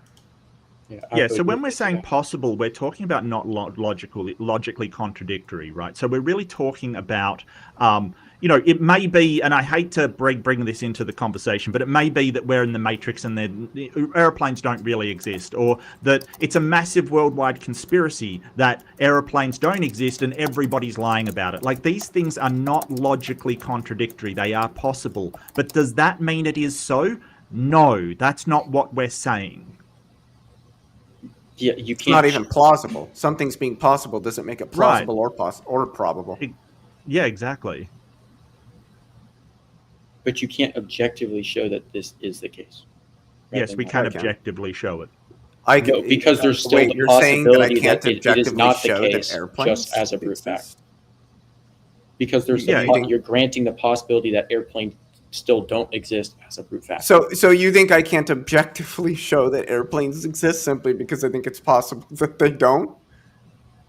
Yes, All when right. I'm referring to objective, Okay. obviously it's I can it's do that right now. Actually, independent, but also like it's true whether or not anyone thinks it's true. I think So, Leo's like- gonna like get on a flight and go somewhere like just to prove it. That doesn't Here's exist. an airplane. Here's No, an that's airplane right. that exists independent of my mind. It's an airplane. Yeah. You can't say this isn't an airplane. That It being doesn't exist. handheld doesn't make it not an airplane. It's an airplane. Okay, wait, it exists. Why can't I say that's not an Objectively. airplane? Because Would this it- is would it this violate is what the this non-contract? is the concept attached to the word airplane. The thing that I'm holding in my hand. And Karen Dave asks Apophatic. He says, "You've been quiet. What do you think of this line of questioning?" And thank you so much for the super chat. This line of questioning from Bug or from the people on the negative side? I think from Bug. I think that Bug is raising a good question, but I don't think that he's, arguing in the best way possible. Essentially, like, if it is possible that something is inexplicable, forgive me. If I were to give my 2 cents on this, I would have issues with trying to figure out how you decipher whether something is inexplicable or explicable or not. That's what I think that you would find issues with is, well, what is going to be your metric for how you say this is inexplicable and this is explicable and this is fine to be inexplicable and this is fine to be explicable? That's going to be something really hard to justify said metric, which is why earlier Leo here said it just works, which, you've lost the debate at that point. Well, I said it seems to work. It seems to work. Yeah, you lost the debate at that point, dude. Saying that something seems to work does not at all justify the metric that you're using. Something Well, And then- I mean that depends on whether you think seeming's it's justified. begging the question. The thing in question is about how do you decipher that which is explicable from that Wait. which is inexplicable in that paradigm. I You're not listening. seem to be in a debate right now. That's begging the question. If I said that I seem to be in a debate right see, now, this is just not equivalent to what I'm arguing here at all. You're not even tracking. The point So- is that so when you're you not reject- talking when about you- When you seemings. reject PSR, and you say that there is a way to decipher between that which is explicable and that which is inexplicable, right? That which needs a sufficient reason and that which is not. And your metric for that, right, is based upon you thinking that it seems to work. That's your justification for that, really. That's not a yeah, just like justification. I That's seem not to be having a justification. debate right now. That's not a justification. So you don't think seemings are justification? Yeah, well, I just disagree with that. I think seemings can justify, at least in the Okay. absence of underlying It defeaters. seems I think to if I don't me have that any the God worldview contravening works, reasons to the think God worldview otherwise, then seems yeah, to I be think true. seemings can God justify. worldview just seems to be true, and it seems to work. Yeah, I would expect a theist to say that. Like Dude, you're yeah, not saying explain something. that. I would expect to see a justify the theist thing in to question? say. If Do the they, thing in to them, question is yes, it God, does and justify my it. response is it just seems to I'm an work. internalist about justification. Dude, if my proposition is that God exists and my justification for that is it just works, would that be? Well, I didn't convincing say to it just anybody? works. What? I didn't yes, say you it did. just works. I No, said, I didn't. what I is said the it seems to justification work. for your metric? It seems I to said work. it seems to work. That's It not a seems to work. justification. That's well, I think seemings are justification. So Okay, at least in the yeah, it absence seems of like God undercutting exists, defeaters. therefore God exists. That's a justification. Yeah, I would expect a theist to say it seems Oh my like God goodness. exists on their Saying view. I would Yeah, expect that isn't addressing the problem that I'm raising here, dude. I don't see What what do the you mean? problem is. It seems that you're just denying I that seemings don't- can be justificatory, which I disagree with. Okay, you're not seeing the issue with the idea that seemings can be justified or are justification. You can say that anything appears to be the case. To say that then that's a justification that it is the Yeah, case. but that's are there personal undercutting incredulity, dude. defeaters? That's personal incredulity. You're Well, saying that no, something it's is justified by seemings, how you feel about it. Because I didn't say that seemings justify simplicator. I said seemings justify in the absence of undercutting defeaters or countervailing reasons. Okay, in the absence of undercutting defeaters. So, okay. Yeah, So, like so for whether instance, that- it seems to me that I'm having a debate right now, and I have no reason to think that I'm not. There is no good reason I have to think I'm not having a debate, so I'm justified on that fact in thinking that I'm having a debate right now. Okay, so you're justified in thinking that This you're is kind of having a going debate. more off into Yeah, but epistemology, that I has think. that has nothing to do with the how do you decipher something is inexplicable or explicable? You're appealing to a metric. Well, initially you look for reasons. When you decide whether your metric works, right? Because the basis for whether you can decipher whether something is inexplicable or explicable is based upon how you can see that it works. But the process of coming to the knowledge that that metric that you're using seems to work actually has to assume and understand how things are explicable and inexplicable. My point is that if your metric relies upon the thing in question, your metric to measure or decipher what things are inexplicable or explicable requires that you already have that principle of deciphering, is unjustified. It's begging the question. But the same is true for the claim that sufficient reason is existent for everything. The same is true for that. But how is the same true for that? Because my justification for the PSR is by... Have you found the sufficient reason for everything? Yeah, God. And real fast, there's a couple more comments. I'm just going to read these off. Feel free to respond if you like. And scoff, yeah. How do you know that's true? Stop the stupidity. It says 4 more time because Mark and Leo are awesome and destroying the other 2 people. And then Professor Hizzle says, I offer my sincere thanks to Leophilus, Mark, Reid, and the Giga Chuds for joining us tonight. All right. Let's be nice. Wow. They're being good in this debate. This is okay. This is fun. This is fine. Like, things get passionate. It's totally cool, guys. Don't. Nobody's really insulted anybody. I haven't heard an insult from anybody thus far, so nothing I would consider an insult, at least. Correct. Yeah. So I think it's been very cordial. It's been like, considering it's a mega bloodbath, it's been very cordial. So. But I mean, you can claim that, hey, everything has a sufficient reason, but like, what are you actually doing to demonstrate that is actually ontologically the case? Yeah. Okay. How am I going to demonstrate the principle of sufficient reason itself? Is what you just asked me? Yes. Because I already answered that question. Yes. Yeah, I would use the argument from retorsion. Can you familiarize me with that one? Sure. In order for me to deny the existence of the PSR, I believe that you have to assume it in order to deny it. This is like Aristotle's argument for why he believes that classical logic exists, that if you were to deny this principle in question, it would entail some kind of contradiction. Now, obviously, it would be my burden to demonstrate why denying the PSR would entail some kind of contradiction, which I can do for you right now if you want. Sure. Okay. So if you deny the principle that everything needs a sufficient reason to exist, this goes back to the issue that I raised with Leo, and we can, duke that out and, pick that apart or whatever. But it's simply that if you affirm the proposition that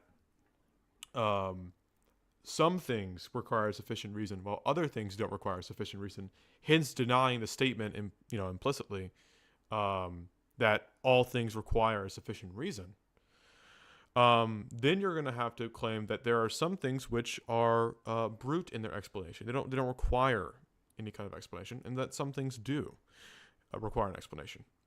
I'm going to find issue with how would you even figure out what requires justification and what doesn't require justification.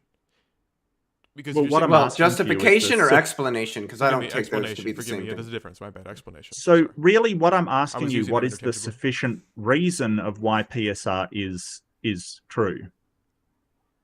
What is the reason for why PSR is true, or the sufficient reason? Correct. Yeah, it's justified. Sufficient reason. Yeah, I would say it's well, okay, sufficient reason can either be in reference to something prior to its own existence, right? So that when we talk about the sufficient reason for something, that could be mentioning something that is the grounding for its existence, or something that's justified by its own necessity. So out of its own necessity, it would be sufficiently proven or would have a sufficient reason. So an example is like, by its own necessity. Yeah. So you're grounding the principle of sufficient reason by its own necessity to be true. I didn't say that necessarily. I said for the principle of sufficient... Right. For the principle of sufficient... Sorry. Let's... okay. Sorry. I thought he was reading different super chat. Do you want to drop the super chat, mate? That's... Okay. Yeah, sorry. I just thought sorry, you was bringing up mate, the super sorry. chat, so I stopped talking. What was I? Just have to yeah. display them all for everybody. So we were talking about the principle of sufficient reason, yeah. and basically, I thought you had said it was true because it was necessary to be true. No. I was just demonstrating the two ways of the two ways in which something you can provide a sufficient reason for something. It's going to be either by its own necessity for something else, or by referencing something prior to its own existence. Now, the principle of sufficient reason, I don't think that that something is something prior to its existence in terms of like temporality. I think the principle of sufficient reason is obviously for me, I think it subsists forever, right? In like God's concept or mind, in his concepts or his mind. So I would say that it is justified out of its own necessity for other things, right? So when something is justified out of its own necessity, this kind of goes back to the argument from retorsion, which is that if you were to deny the PSR, it would entail some kind of contradiction or performative contradiction at the very least. If you were to deny, I don't see the contradiction. Okay, this is what we're asking you. What is the contradiction? Yeah, but I was saying you're asking a question that is kind of like far back in the conversation, because the whole point is we're trying to prove or demonstrate that there is a contradiction entailed from denying it, right? Well, I'm. Let me explain where I'm coming from. Okay, maybe it'll help. I'm really coming from, like, for instance, quantum events, right? Like, some seem to be indeterminate, or they seem to be probabilistic, right? So that is not a principle of sufficient reason. A probabilistic event can't be sufficient reason because it's only probabilistic. It's not a necessary cause. So now that may contradict the PSR. It may not, but it appears to. A probabilistic event. Can you cash out what that is? Yeah. Just for... well, Leo knows a lot more about this than me, but there are events in quantum which we can only assign a probability of its occurrence rather than a effect A leads to cause B. We can only assign probabilities that effect A may cause B, C, D, or E kind of thing. So there is no way to actually assign a cause to effect. We can only do a probability of it. And there's another. Is that correct, Leo? I know you. Look, Leo knows way more. I mean, about that's. Am I unmuted? Yes. I mean, that's correct. Just to sort of, what's the word I'm looking for here? I could sort of add on to that with somewhat of an example. Oh Jesus Christ! A photon can spontaneously decay into an electron-positron pair for here. Sort of, there is add on to that with somewhat of an example with sufficient conditions for the occurrence of that event. It can happen, and so it does. When? There doesn't make sense to talk about when it will happen or what makes it happen. There isn't a thing that makes a photon decay into an electron-positron pair, which then annihilate back into a photon. It happens because there's nothing forbidding it. So there are truly no sufficient conditions for the occurrence of that event. And there are many events like this across, like Mark said, the quantum level of reality, like radiometric decay, many particle decay events. There literally are no conditions properly sufficient for these effects occurrence. They just occur because they are not forbidden, and thus there is a non-zero probability of their occurrence. And Lenny, too, thank you for the super chat. They say if someone claims to be a witness to a crime at noon and the detective uses loose evidence of crime happened at noon, the witness can't say they is wrong because it could have not happened at noon. Was that in Pigeon? I'm not sure. I think so. I don't. They might have been typing on a phone, and so because I know sometimes that happens. To be a witness to a crime at noon, and the detective uses loose evidence, the crime happened at noon. The witness can't say they are wrong because it could have not happened at noon. So there's a lot to pass in here.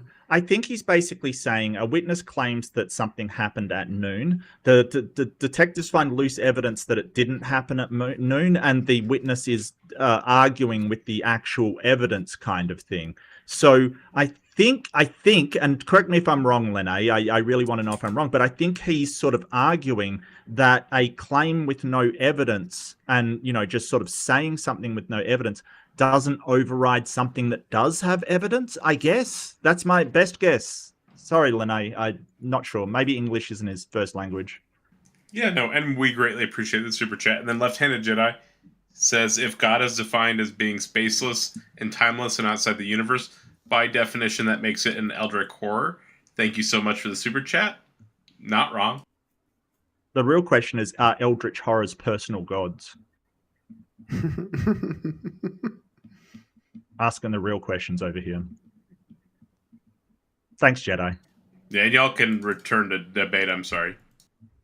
I don't know, sort of course. spaceless and timeless. I don't know what it would mean to be spaceless and timeless. But anyway, sorry, go on. Sorry. Right. So I think the issue that would come from denying the PSR is being able to decipher what requires a sufficient reason and what doesn't. Now, obviously, Leo said that he has some metric that he can appeal to try and decipher what requires a sufficient reason and what doesn't. But the very metric that you're using is also in question here, right? Whether that also requires a sufficient reason or it doesn't, right? Sure, I think it does. I think I've got one. You got a sufficient reason for the metric that you're appealing to? Yes. Okay, what would that be?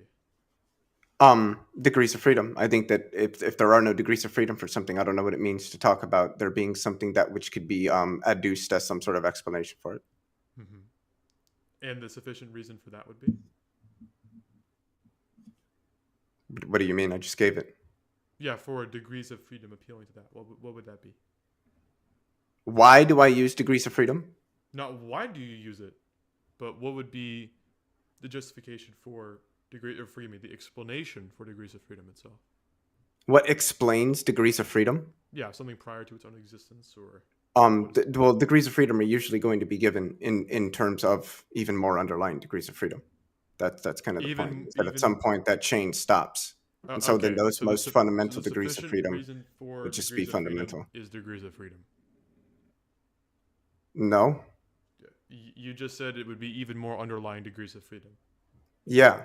Okay. So the degrees of freedom of an atom are explained in terms of the degrees of freedom of the electrons, the protons, and the neutrons inside of it, which are in turn explained in terms of the degrees of freedom of the quarks and the gluons that bind nucleons together and that bind quarks into nucleons altogether.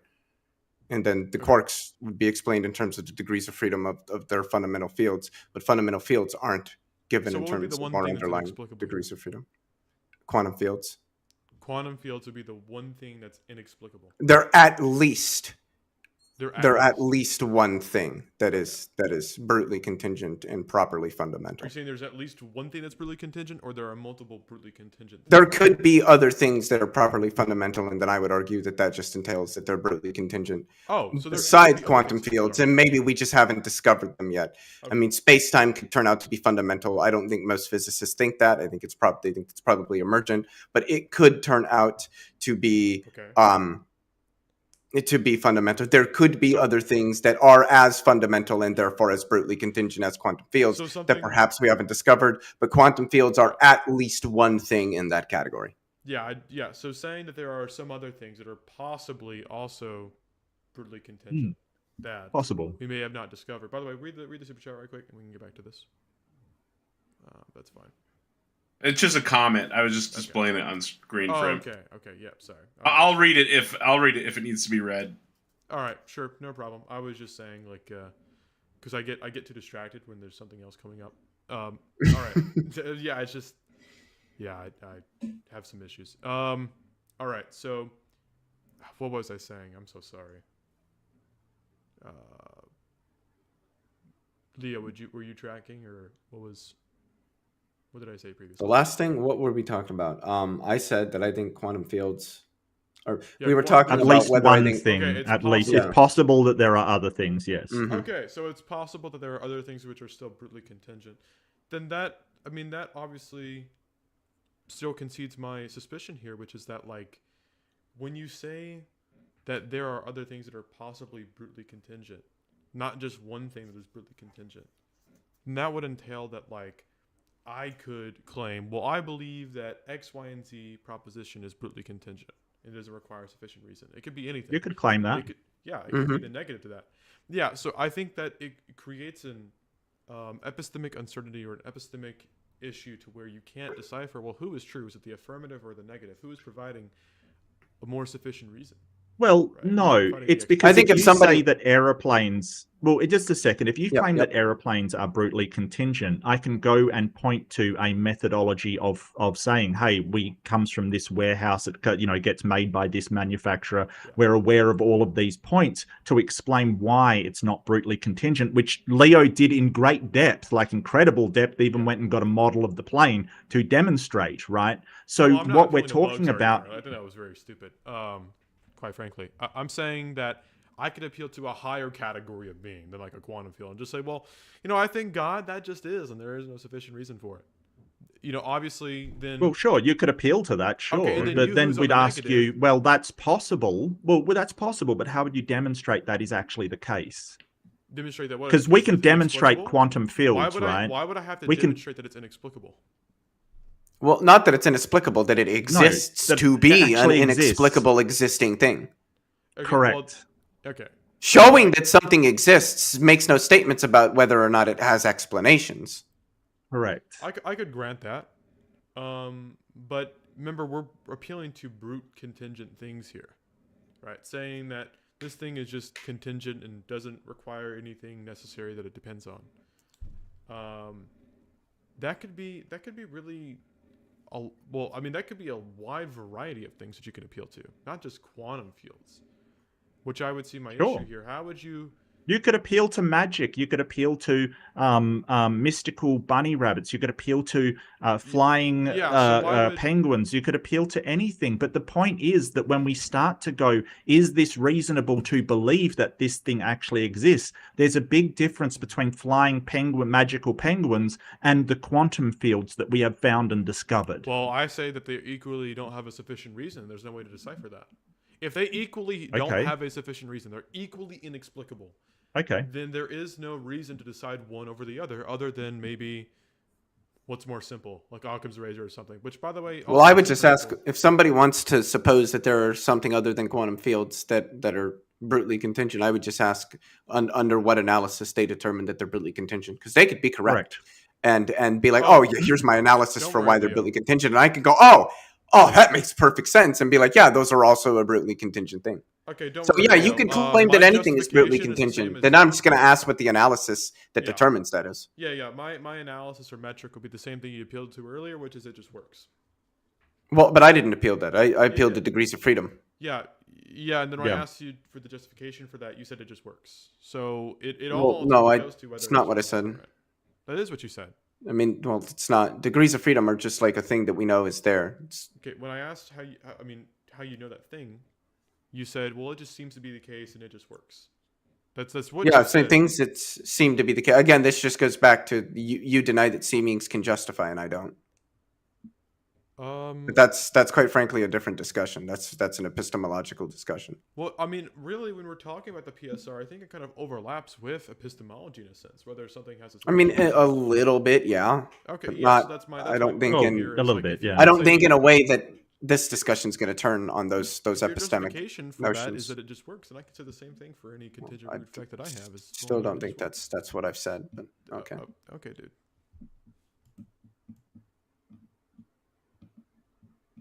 We're reading a super chat or. Okay. Just ignore him unless I read it. Yeah, I'm sorry. I'm just all right. Bug, do you want to jump in, or is anything, or you just what's up, bro? Is Bug there? I do have to run to the Um, bathroom, but I've got headphones in, so I'll be able to still hear you To track guys. it? All right. Make sure you're able to hear us while you can pee, man. I don't really have much to say. Yeah. Oh my goodness. All right, Mark. I would like to go on. All right. Because obviously Leo would know more about the whole idea of like quantum physics than you would say, right? So that'd be something more. Sure, specific. absolutely. Yeah, Okay, of absolutely. He course. is much more versed in that field than I am. I will happily concede that. Okay, yeah, sure. Then maybe whenever he comes back, we could talk more about that. For the time being, Let's see, Bug. Do you want to jump in, or is Bug not here? I mean, I don't really have Well- much to say. I'm not gonna lie.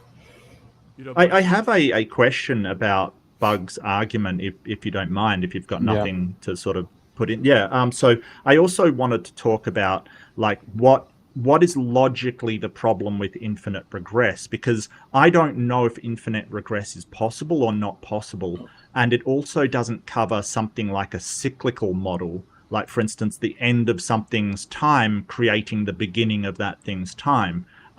Intuitively, it doesn't seem to make sense, but there's nothing in physics that I'm aware of that prevents infinite regress, and there doesn't seem to be anything logically wrong with it.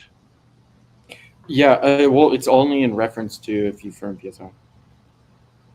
Okay, gotcha. So it still rides on that PSR. Yeah, because Right. the premise is that, like, an infinite regress of contingent sufficient reasons would itself be contingent and thus unexplained, violating PSR. So it's in reference to there can't be an infinite regress because it would violate PSR. Well, But what if you had an intuitively, infinite that's regress true. of things where each successive or each prior member of the set explains the successive member? Then every member of the set would be explained. Then there wouldn't be an infinite regress. There would be an Yeah, there would. There's an infinite number of things, and each item in this infinite set is explained by the prior item, or the prior entity in the set, element in the set, such that each element is explained, and each element would be explained because for every element there would exist some prior element in virtue of the set being infinite, that which could serve or be adduced as an explanation for the element successive to it.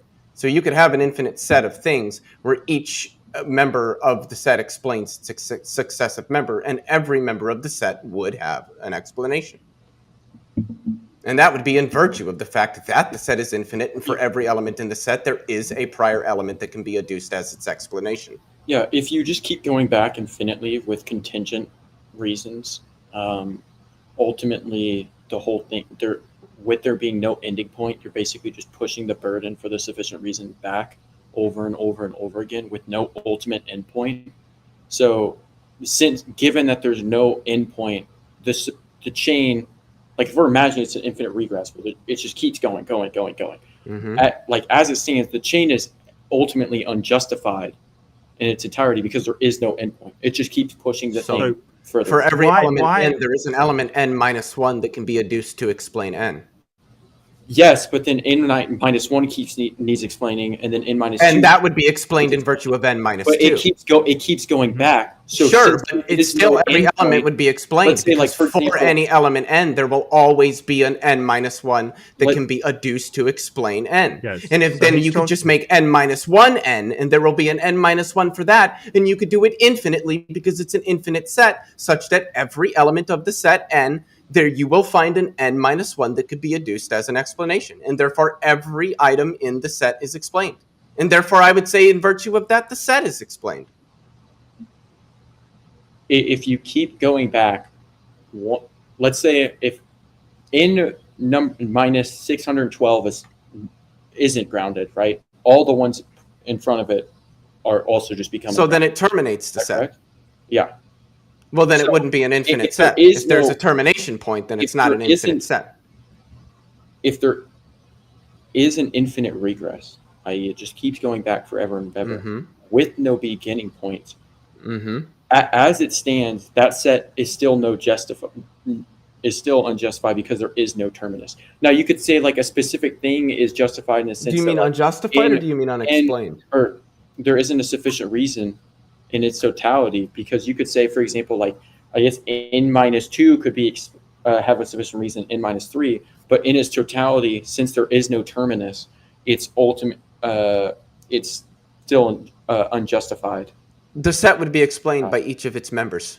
Yes, but with no endpoint. And this seems to be a little bit off topic of the does God necessarily exist? Normally it's okay to stray a little bit off path, but it seems like the whole debate's been totally avoiding the topic. Remember, the affirmative group is trying to demonstrate that it is necessary for this God to exist, right? And so you're trying to demonstrate that. Well, of course, but first of all, we have to demonstrate, or at least, try to pick out through what premises they would disagree with.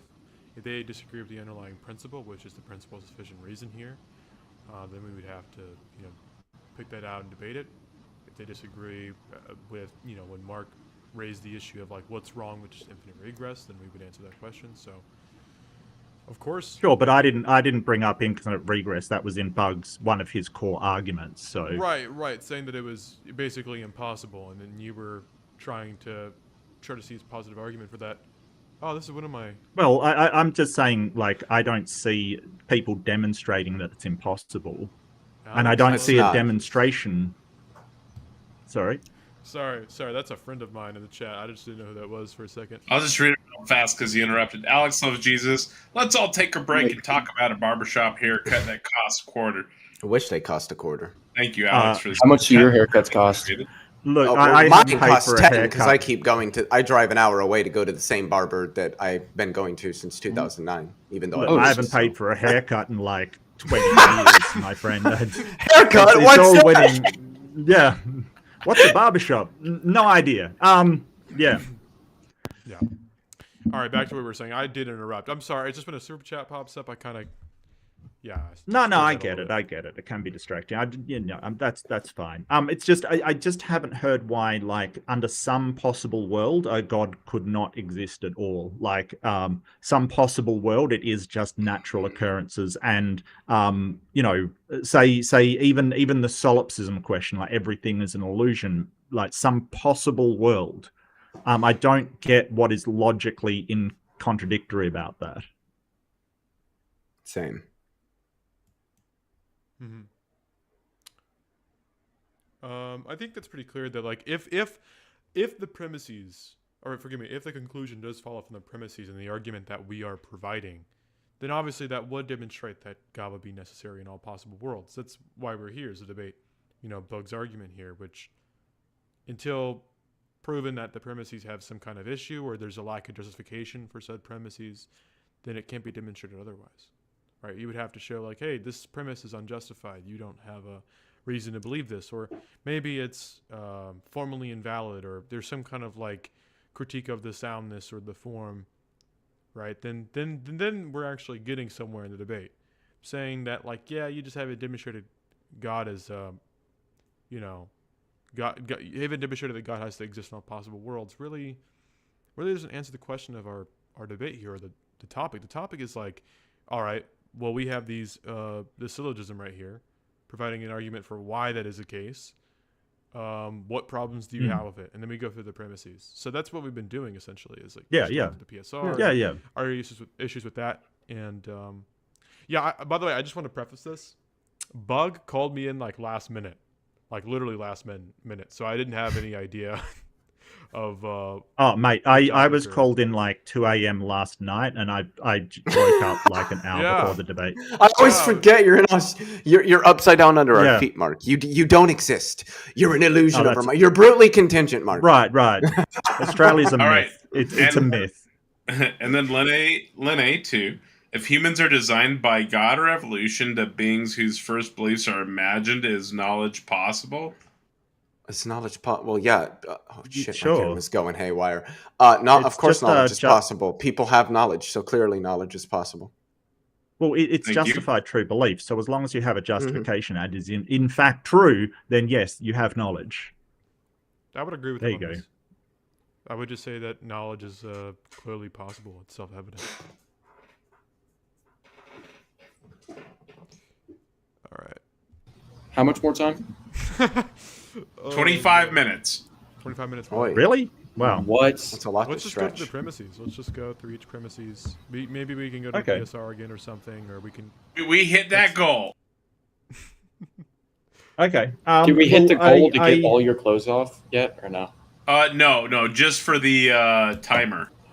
How much left is on the clothes goal? Why are you wondering about that, Buck? 12 pieces of clothing. Well, you said we could get into like classical theism. Maybe this is a good spot for it, Bug. Oh, because yeah. Oh, was that you, Apophatic? Yeah, that was me. When I first responded to your opening statement, I was like, maybe we can get in the problem of evil or problem of Yeah, omnipotence, sure, absolutely. Maybe that's a good spot for it. Sure. Classical theism, problem of evil, right? So basically, problem of evil says that if you have a tri-omni god, omnipotent, omnibenevolent, and omniscient, then it would know that evil is being done. It would have the power to stop it, and it would want to stop it being omnibenevolent, but does not. So that's essentially the problem of evil, that the incoherence between those omni properties, and that evil obviously exists in the world. I assume no one's pushing back on that. With evil being... I don't believe evil has positive ontology. Okay. Well, clearly it does. Not clearly. I mean, wait, evil... you don't... Do you think torturing babies for fun is evil? I would say that evil is a privation. It's a lacking of goodness. Do you think torturing babies for fun is evil? Yeah. Is torturing babies for fun a thing that happens in the world? Yeah, but that doesn't mean that evil is a thing. Then I don't know what it means to say that it's evil if evil isn't real, but the evil things are. That confuses. I'm very when we confused talk, by that. sure. This is a common objection to privation theory, right? So, whenever I say that like evil doesn't have positive ontology, it doesn't follow that, let's say eating babies, for example, just isn't evil. But obviously, evil is not ascribed to the thing itself, but what is lacking in what that person is doing in their action. So, in the thing where there is lack, that is what we're ascribing to as evil, which is obviously eating babies is like clearly flowing away from the good and lacking that. Not that the act of eating babies, like evil is like this substance that's attached to the act of just, gnawing on babies. That's not how we think of evil. Evil doesn't have any positive existence or positive ontology. It's the lack of something. Beside that, it's to like clarify, it's like blindness or rot. Blindness doesn't exist per se positively. Do you take God to be morally perfect? Do I take God to be morally perfect? Yes. Yeah, I would say that goodness is his essence. Yeah, sure. Do you take this to entail that God is opposed to evil? Regardless of the ontology of evil, God is opposed to it, whatever it is. Yeah, sure. I would say God is opposed to it. Okay. Yeah. Do you think God's will is perfectly efficacious? Perfectly efficacious? Do you mean bestowing grace or mercy? Like he... No, I mean like that what God wills is. That God's will is perfectly efficacious. Oh, it's fruitful. Yeah, sure. Okay. So why is there evil then? Why is there evil? I mean, so to give sort of an example here, and right. I understand this is going to be a little silly. It's contrived, but it's about the point that it's making. Just for people that are going to make jokes, probably in the chat. If somebody told me that there was a perfect chair destroying machine, that it was perfectly opposed to the existence of chairs, and it's I guess you could say will, so to speak, to destroy chairs is perfectly efficacious, I would just take that to entail that there would be no chairs.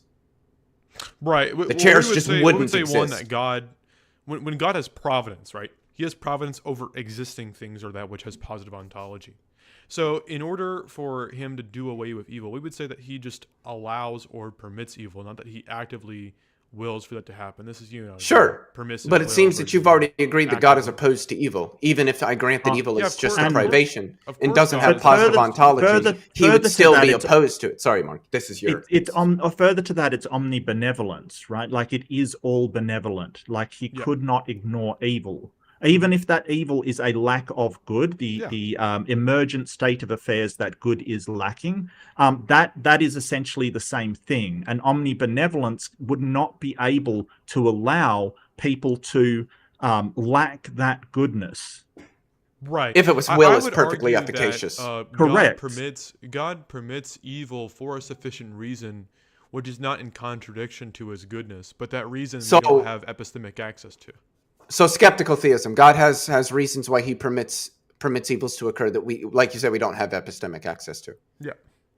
So in virtue of those reasons that God has, ought these evil things happen? All things considered? Ought these evil things happen? All things considered. Yeah, so in virtue of the reasons God has for permitting them. Right. Like, should it be the case that these things happen? Yeah, so it's like it may be harsh going to the gym, right? But because you want to be I was just there. I'll tell you, my pecs are sore. Look, don't whip out your pecs on stream, okay? In virtue of that, the good stuff that will happen at the end of the day, the pain and suffering is acceptable kind of thing. But the problem that I have with that is that we really label something good or evil in virtue of all of the things that go into it, the totality of the outcome. So All we things wouldn't considered. say going to the all things considered, yes. So we wouldn't say that going to the gym is bad because of the temporal sort of suffering that we go through. We would say because it comes out, it's good. So you're really back at those things that look evil or a lack of goodness. They are in fact good. It couldn't, like, for any evil that occurs that God has some greater reason for permitting.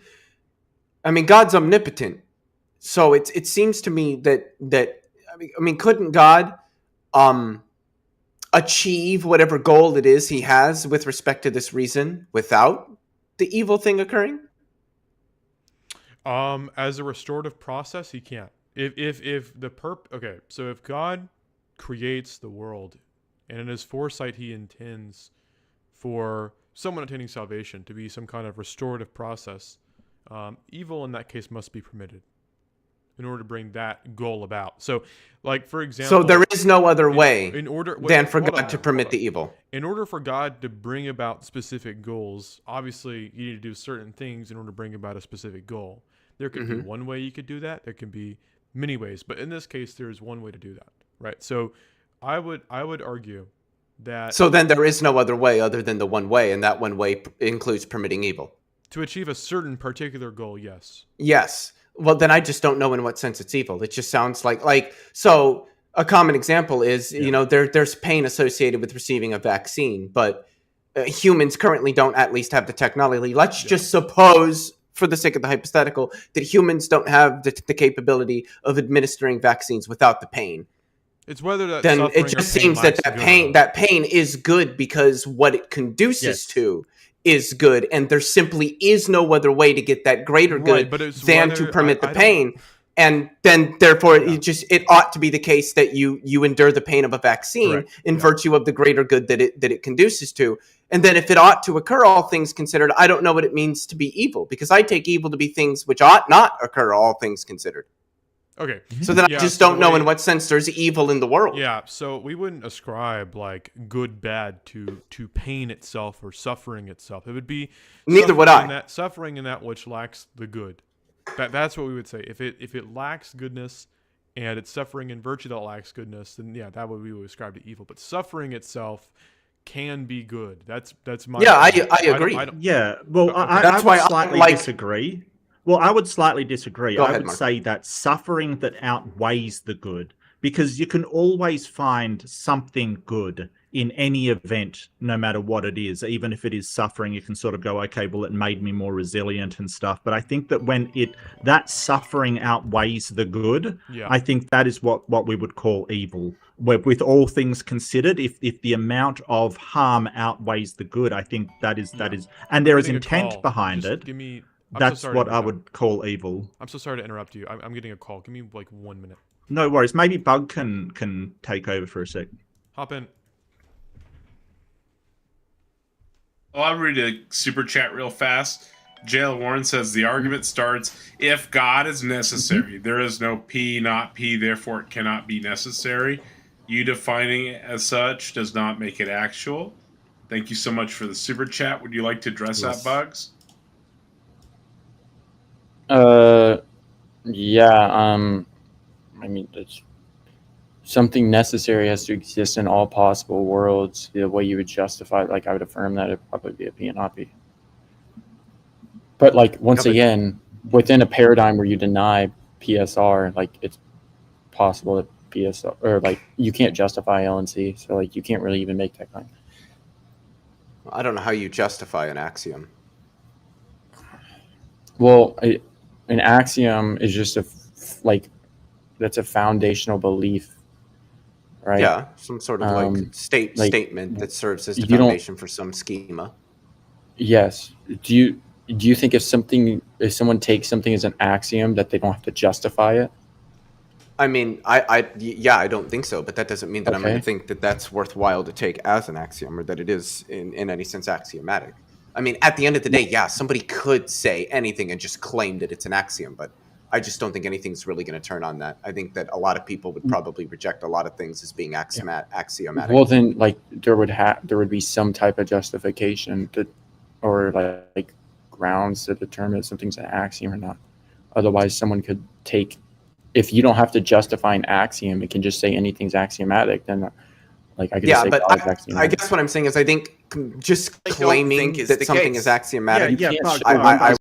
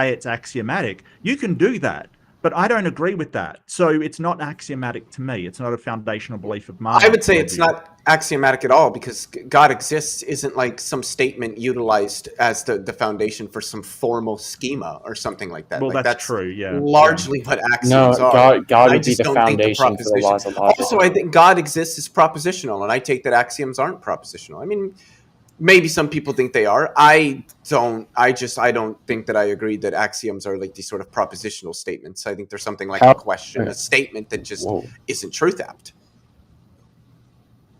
But I think God exists is a statement that's truth apt. How are you supposed to even engage with this at this point, then? If it's what? How are you supposed to engage with this if you take things as just axiomatic? Well, I take axioms as axiomatic. And then, like, I add, like, let's say, well, if you're saying you reject the laws of logic, right, then we'd have a problem. Yeah, we would have to justify the laws of logic, right? Oh shit, he's Sorry, you're breaking up a bit, Bug. I'm sorry, mate. While we wait for him, Professor Hizzle gifted 5 taco memberships. Sybil Sanity, Someone did Rob, Mike Winter, You can Ben get Swartz, and Efren are all not idiots. Welcome to being not idiots, and you can thank Professor Hizzle for that. Professor Hizzle in the Hizzle. You get that Did taken y'all care hear of, what I Bugs? said? No, we didn't. You were roboting Oh. there. You break up, yeah. You're back now, though. Yeah, I was saying that, like, do you see with, if someone asked you to justify LNC and you say, oh, it's just axiomatic, like you don't justify it, and I were just to say, like, oh, you asked me to justify God's existence, I just say God's axiomatic. You see, like, how that doesn't get anywhere? You can say that. I know, but that doesn't Well, get well, you. I mean, it's not like a say that. But if you want us to That's just a justify LNC, like the law of non-contradiction, like I said earlier, you can point to physical instantiation of where things are not contradictory. You can't absolutely prove that it is a universal, but as nominalists, you understand that, you know, we don't think that that is a universal, right? I believe that. What do you define universal? Like, is it necessary? Like it applies in all situations, all times, over all, you know, all instances. Yes, I affirm that. Okay. That's fine. But in order to have a conversation, right, we can just go, these concepts are axiomatic. We take them to be true. And that allows us to have a conversation about them. If you reject the laws of logic, like the LNC, then we're going to have problems, aren't we? Yeah, that's what I'm saying. Assuming that he was you originally accept it. taking it like, Same thing for the if someone asked, like, doesn't believe, I originally asked, if someone doesn't believe in law of non-contradiction, Right. and like they asked for justification, he was saying that, like, it's just axiomatic.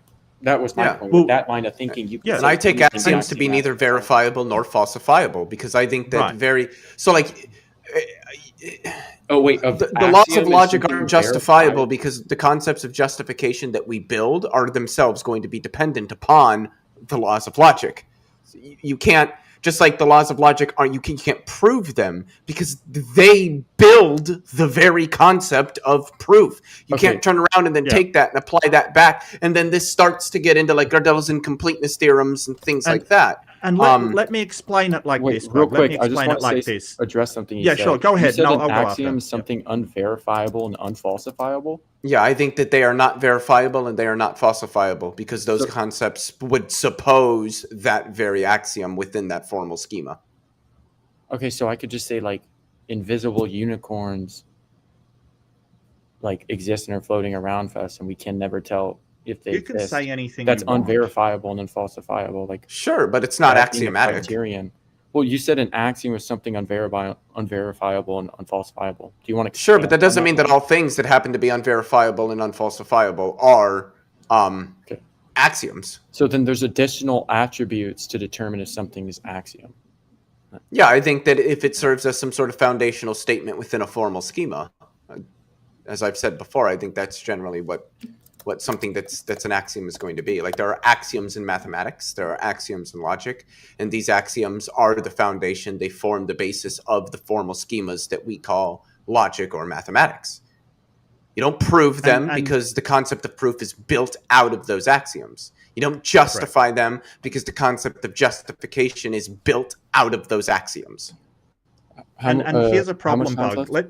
Well, just 1 second, Bug. Just understand that if you say, well, I reject axioms, and then ask me how you verify, how you justify your axioms, you're using those axioms in order to ask me that, right? You're already acknowledging and validating my use of it by challenging me on it, because your challenge and your... Sorry?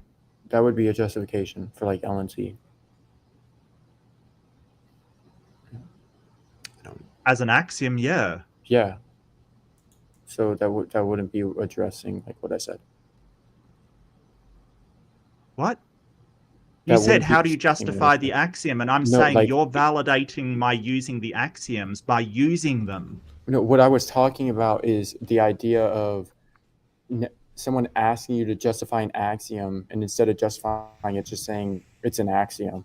Yeah, I think that asking, can you justify an axiom, honestly, it's just somebody who's conceptually confused about what axioms are. Again, Yeah. axioms, Define justification axiom. is a concept that's built out of formal systems with notions like proof, truth, and justification. Again, those Can you formal define systems are axiom? going themselves to be rooted in axioms. To then take those concepts built out of the system defined by the axioms back to those axioms is not going to work. What's an axiom? Like, define that. Some sort of statement that is foundational to a formal schema, that serves as the basis for a formal schema. What's a formal schema? A form like a logic or mathematics, something that you can, like some formal system that you can do defined arithmetic in or something like that. Okay, so you could say that God is an axiom because he's the foundation. I mean, you of a could, formal but again, I scheme. just think that I think that God, if by God we just mean like the proposition God exists, I take that to be a proposition, and thus I don't think it would be an axiom.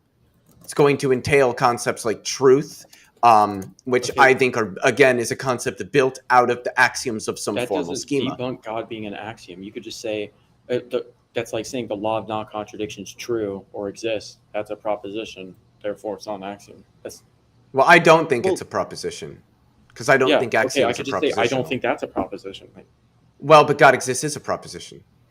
and so is the law of non-contradiction. Exists. Well, I don't think most of those working in like metalogic or model theory would take axioms to be propositional. Okay, so what's the difference? Like, what makes saying God exists a proposition, but saying L and C exists not a proposition? I think that would probably have to do with like the way that God exists is going to be formalized in some system. You could say there exists some entity called God. The L and C Just exists like it would be formalized within in something like some system. FOL or something like that, such that it expresses something that's truth apt, that can be true or false. L and C exists in some system. So like, I think the LNC builds a system.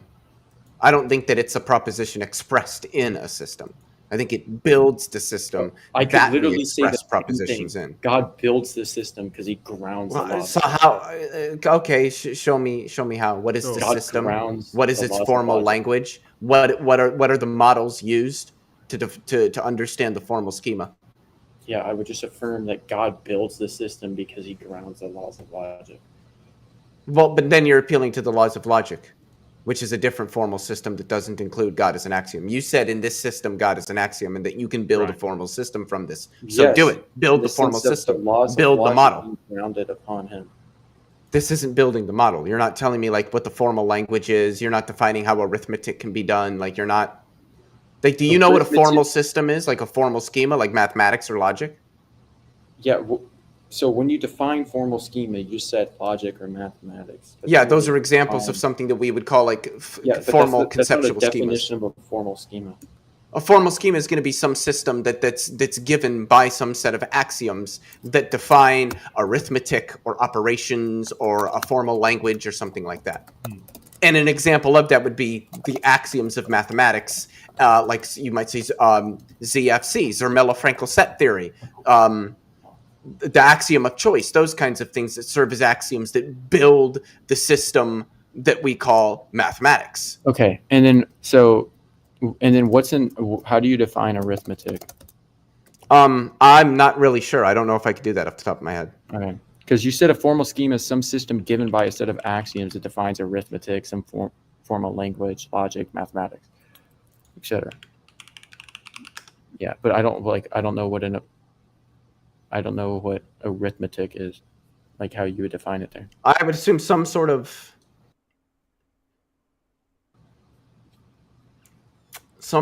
manipulation of element, like something like that, like arithmetic is you're manipulating numbers, operating on them. So I mean, it doesn't have to be strictly numbers. It could be any sort of like elements or I think what have you. Yeah, I think it's kind of a system of operands that act upon certain variables that are placed within the schema. Okay. Very good, Mark. That was beautiful. Operands Operands, like things that operate Operands. on. Yes. So you've got operators, right? And you've got operands. So like the operators, like the variables, they're things that we can That put is into the time, schema. but feel free to conclude the point, and then we'll move Okay. into Okay, yeah. conclusion. How The do you things that we define can put arithmetic? Just to conclude the point. System of operands. Operands that I can't even remember what I said. A system of operands that can be used to manipulate. Variables. Yeah. Mm-hmm. Okay, and what do you mean by manipulate variables? Oh, Jesus. Are we gonna infinitely define Well- things, Bug? This is getting really Well, no, annoying here. because I'm trying to build out Well- exactly what they mean. What? Well, This is. I'm sorry to interrupt. Well, Well, we understand yeah, exactly. Welcome back, by the way. I don't know what formal yeah. schema means, and I No, don't know sorry, what I was ordering manipulate some food. and I got variables is back and I supposed to was like, mean. Dude. okay, so do you realize that in mathematics you can use different operands or you can use different signs, operations to change the variables, and that is the manipulation of them. Like, for instance, when you switch out an operand, you perform a different manipulation on those variables, leading to a different outcome. Perfect. Like addition Okay, versus. would you like, say a subtraction. formal- Yeah, exactly, like- exactly. Would you All say right, is that that like the- the laws of Is logic? that the point? Is everything fully defined? Well, would you say that the laws of logic would be like would define arithmetic? So we Or did that hit time, language? Bug. We were actually getting. I mean, in some Bug, sense, you were yeah, not I think Yeah, getting so. but- anywhere, bro. You were just were endlessly getting asking somewhere. for definitions for terms, man. Did they provide you all the definitions you needed, Bug? Yeah, that's fine. We can. All right. So let's go ahead and move into the conclusions. Bug went first, so we'll go ahead and start out with Bug again. Bug, let me know when you're ready, and I'll go ahead and start your 8-minute timer Apophatic, for do you your wanna do closing the statement. conclusion? What? Do you want to do the conclusion? Oh. Y'all both get up to 8 minutes, so I'm gonna put you up, Bug, and then I'll put up Apophatic. Well, we were just going to concede one and do the other. Oh. Apophatic, do you want to do that conclusion? Sure, I can do the conclusion. Okay. Perfect. You ready? Yeah, I guess Bug didn't want to do it, but sure. You've got 8 minutes. All right, no problem. All right. There's a few things that I wrote down here that I noted about the debate, or at least from my opponents. I wish we could have got somewhere a little bit more on, going through the premises. I think most of the debate really just hinged upon, can we justify the PSR? What is our arguments against infinite regress being possible when it comes to sufficient reasons? That was more interesting. I wish the debate should have been more on that and, covering the premises. But there was times when we got tracked somewhere else. And I think that, I mean, I didn't know what that was about when Mark claimed that immaterial abstractions can subsist with immaterial minds. He claims he didn't say that, but he did. I went back to make sure he did, and he did in fact say that. I really didn't like how Leo in the debate tried to claim that his justification for the metric was it just works. I think that, at that point you've lost the debate. You've lost because anybody can say anything just works, right? That anything can produce a successful outcome. Like, what weighs a successful outcome? What is a sufficient reason for how you even came to the ability to decipher between that which is inexplicable and that which is explicable?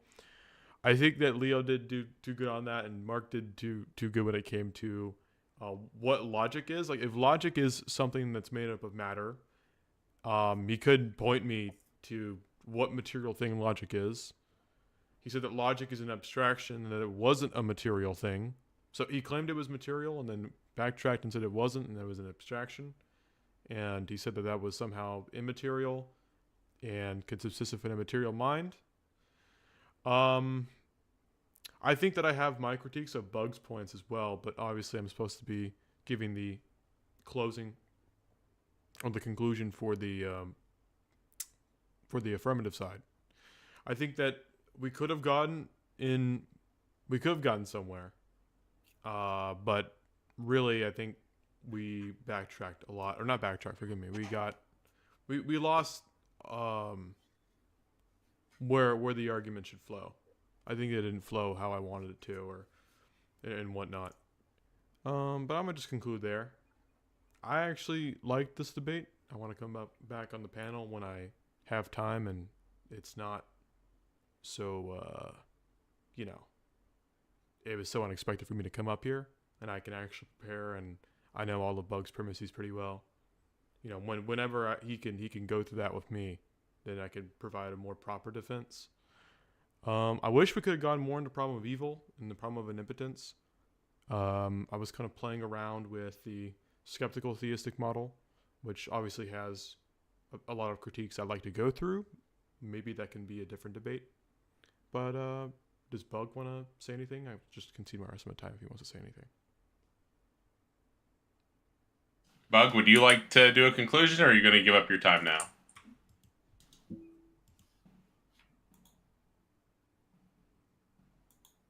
Bug? I think he just went AFK, man. All right. We'll go to Mark. You went first, correct? Mm-hmm. On the atheist side? All right. So, Mark, I'm going to go ahead and put you up. You've got 8 minutes whenever you're ready. Yeah, I kind of agree with Apophasis. He basically, I would like to talk about Apophatic. I really would have liked to talk about the problem of evil a bit more and stuff like that. But I think it's totally fine because our focus was on what Bug presented as his arguments. And I think we did go through a lot of the premises and pointed out where we had problems with it. I think the PSR was really important because if your first premises falls down, then there's kind of no reason to keep going on to the other ones. If you are hinging everything on that first premises, that's just how that works. Like, that is just how that works. So yeah, with the PSR, I didn't see any real reason why it had to necessarily be. The infinite regress, I don't see why either an infinite regress or a cyclical model would be impossible. And if something is possible, then the God is not necessary, right? Like, so this is the problem, that there seemed to be some confusion over the positions where just because the thing is God real, does God exist necessarily, that we have to prove that he necessarily doesn't, and that is not the opposite position. We just have to prove that he doesn't necessarily exist. That's the opposite position. So there was a lot of confusion over that. I don't see why it led to a mind being able to recognize phenomenon or anything in reality. Like, recognition and a mind does not necessarily equate to one and the same thing. I think that is the ability to take actions and be an agent is also something you'd have to demonstrate. And I didn't really see them demonstrate how they know that any presumed cause of this reality has actually got a mind. They seemed unwilling to look at demonstrating why a mind could exist without a physical substrate. They didn't really address that. And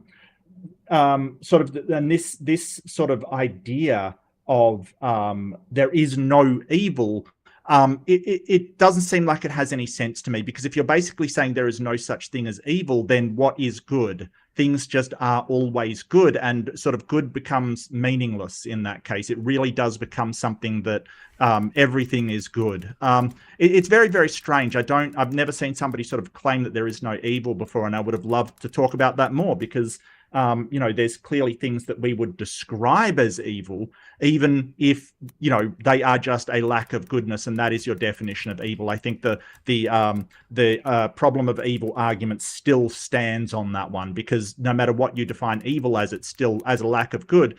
The problem still remains that a God would try to eliminate that lack of good, even if you're saying, hey, that's not technically evil. I think they would still, the argument still holds. But I really did enjoy this debate. I want to thank my opponents. I want to thank Leo and Breakfast Taco. Much obliged. I really did enjoy this. And I'll concede the rest of my time if I have any. Cool. And Leo, you've got up to 8 minutes. Let me know when you're ready. Ready. You got 8 minutes. So, for a second, PSR aside, I don't know if somebody is going to make the claim that something exists necessarily. I just want to know, in virtue of what it is, that it exists necessarily, that isn't just saying or defining it as such. Naturally, we didn't really get much into that, which is fine. I mean, you can't predict the way the debates are going to go and how all that's going to play out. So, you touch on what you can, you talk about what you can. With respect to the PSR, which we've been abbreviating that, and I think almost everybody can follow, that's principle of sufficient reason. But just to sort of reiterate, principle of sufficient reason, at least one general formulation is the idea that all contingent facts require some sort of something sufficient to explain the contingency of those facts or of those state of affairs.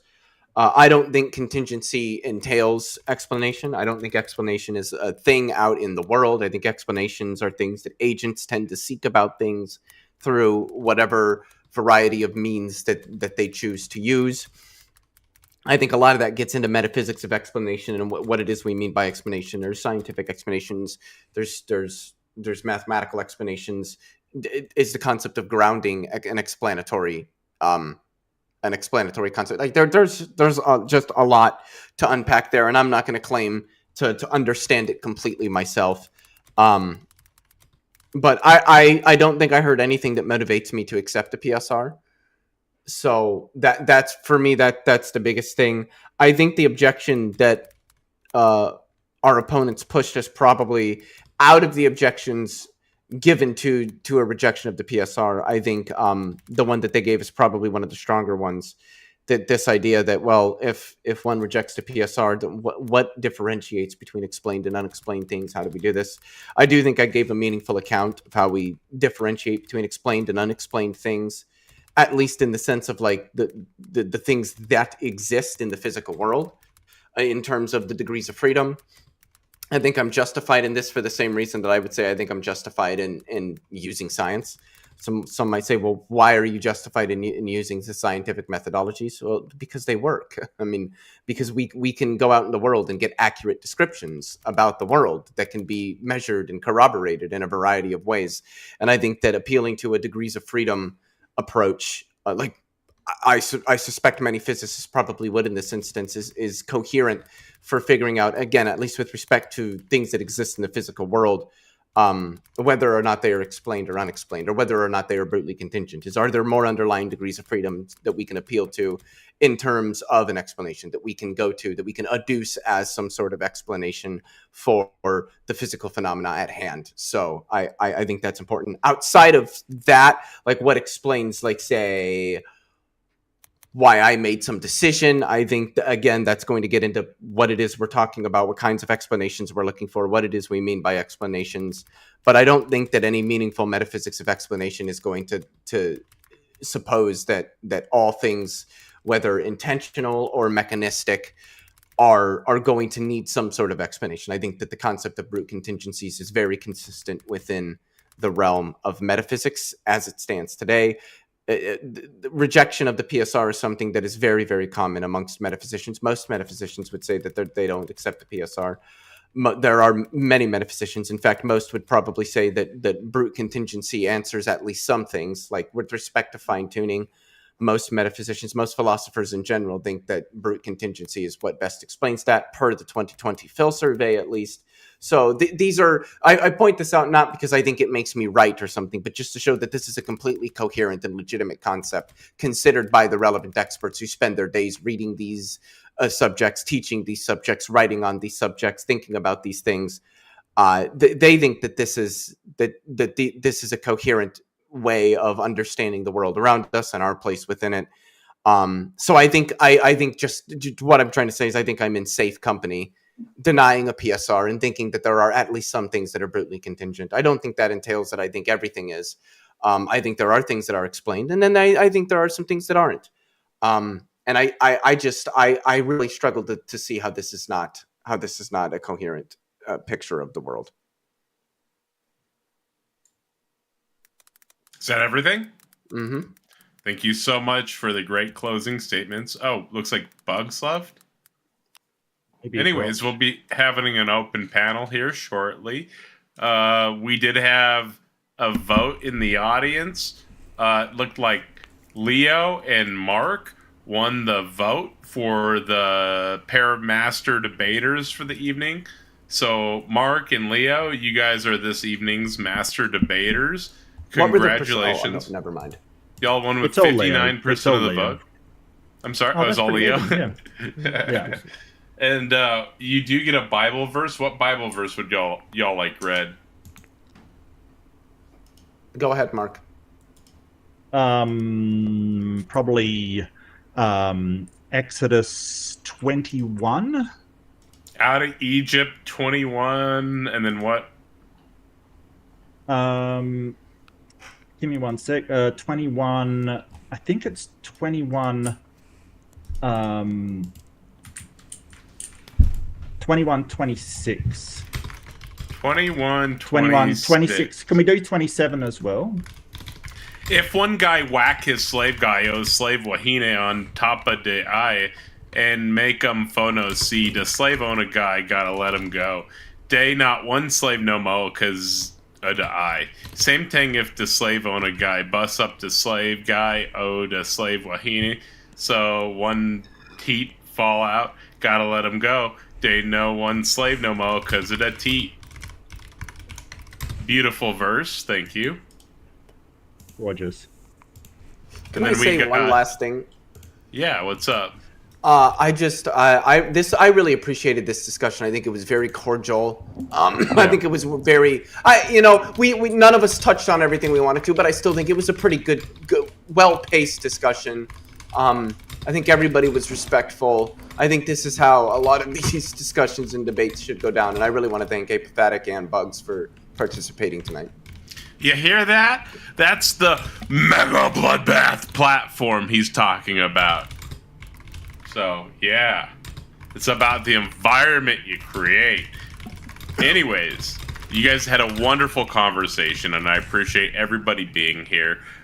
We do have a bunch of people for the open panel. Does anybody have any questions or comments or concerns? Also, there was a super chat that popped up while y'all were doing your thing. If we failed to get into it, you concede. Thank you so much for the super chat, Benjamin Horowitz. All right. Anybody have any questions for our guests? I have a question. Hi, Max. Oh, and one last thing. Mutes and kicks are up now, so if you hate one of the guests, if you hate anybody that came up on the panel to talk to the guests, you guys can mute or kick them for various prices. It's $1 a minute to kick or cancel, $25 to remove a guest, and then $25 if you wanted to cancel the removal. Sorry, guys, didn't mean to interrupt, but need to let them know the situation. So I have a hard time keeping up with the whole philosophy. Just a little bit quiet, Max, but we can hear you. Hold on. Is that better? Yeah, that's a bit better. All right. So I have a hard time keeping up with the philosophy kind of mumbo jumbo. It's not my thing. But I was kind of left thinking, how do you get from what the theists were arguing to the actual Christian God? I seem to have a hard time figuring out how you would make that connection. Well, I mean, technically, it seems like for the debate, they didn't need to prove like the Christian God, because it just says, does God exist necessarily? So I would think like they're just trying to philosophically establish the necessary existence of something that they would call God. And then like it would be like a different argument as to what Sure, this but it's God a valid is like. question. He's asking how they get to the Christian God. I think it's a valid question.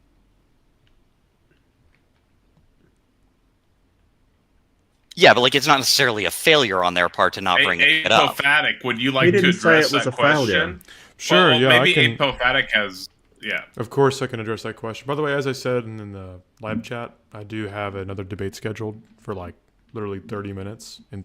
So, on Discord. So I can answer your question. Can you please repeat it if you don't mind? I'm so sorry. How do you get from this? Let me say I grant your argument, what everything you said today. How do you get from that to the Christian God? Yeah, I don't think the goal of the debate was proving a specific kind of deity in terms of like Abrahamic religion. maybe it could be considered a classical theistic deity, right? A triomni being is something that that was the goal in which Bugs Premises was trying to prove. I don't think necessarily an Abrahamic religion of sorts was the goal. Right, but I'll think outside the scope of the debate. I'm asking you the question in the loose. Mm-hmm. How do you do it? How would I go from I wouldn't go from a classical theistic argument or an argument for a classical theistic being to that somehow saying, well, now the Christian God does exist because of this like cool argument I had. That's not something that I would try and claim or argue. Now, if you're asking me my justification for the Christian God, well, that's for like a different debate, right, or a different time. All right. I wish the debate would have got somewhere further than how it did. Well, I did try to discuss the points. You know, I did bring up the idea of will and agency that was touched on, but why would it have to be an ancient? I'm not right. sure. Yeah. Right, of course. Well, that's okay. Sorry, I didn't mean to interrupt. I just wanted to sort of point out I did cover a few things. Oh no, you're not interrupting. I agree with you that you did. I mean, y'all did try and argue against the premises, which I think was good in some respect. But I feel like whenever we would go into whether some of the premises are justified or not, and your critiques of said premises, we would go into like a tangent on something else that's very, I wouldn't say trivial, but something that's like not core to what we're trying to get to here. Like we would debate the PSR, and then we would go on like a tangent over something minor for like a few minutes, like 20 minutes or something. And Tarkos would have to bring us back to like, hey, we're trying to go through the premises here, and stuff along those lines. So, well, I disagree. I don't think anything was really trivial. I disagree with that. But you're entitled to not trivial. That's sure. why I said that's not a good word for it. I wouldn't say trivial. I would say kind of like we would just go on these tangents that, even though they do matter, Tangential, yeah. Apo, I had a question just on a clarification of something before you have to run. I know that you've got something coming up.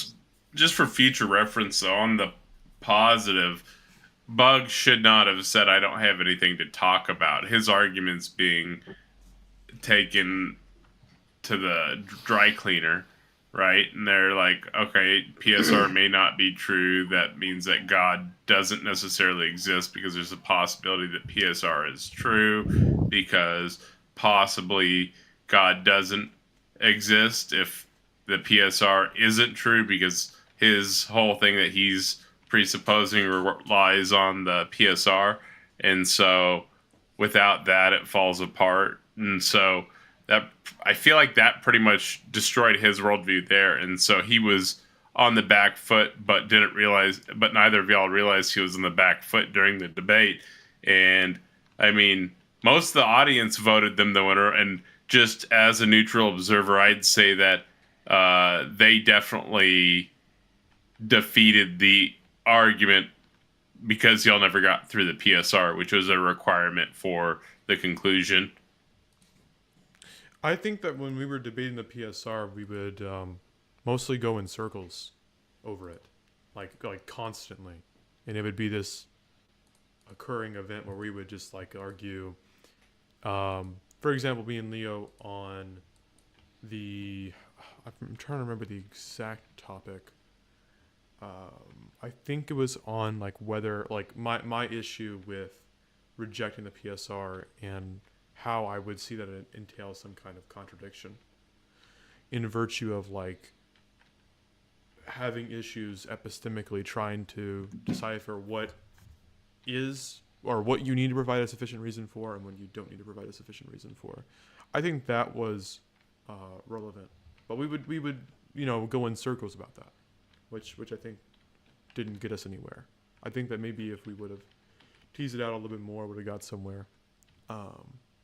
Well, I'm not really interested. Yeah, no offense, Apophatic. I'm not really interested in having a meta debate about the debate at the moment. I'd really like to take audience questions and sort of address them and see if we can move it along to maybe some of the subjects will come up that you're interested in, and we can of flesh them course out. we can answer the questions. Yeah, that's of course. I'm not trying to like monologue here. I was just responding to what Taco said. So, yeah.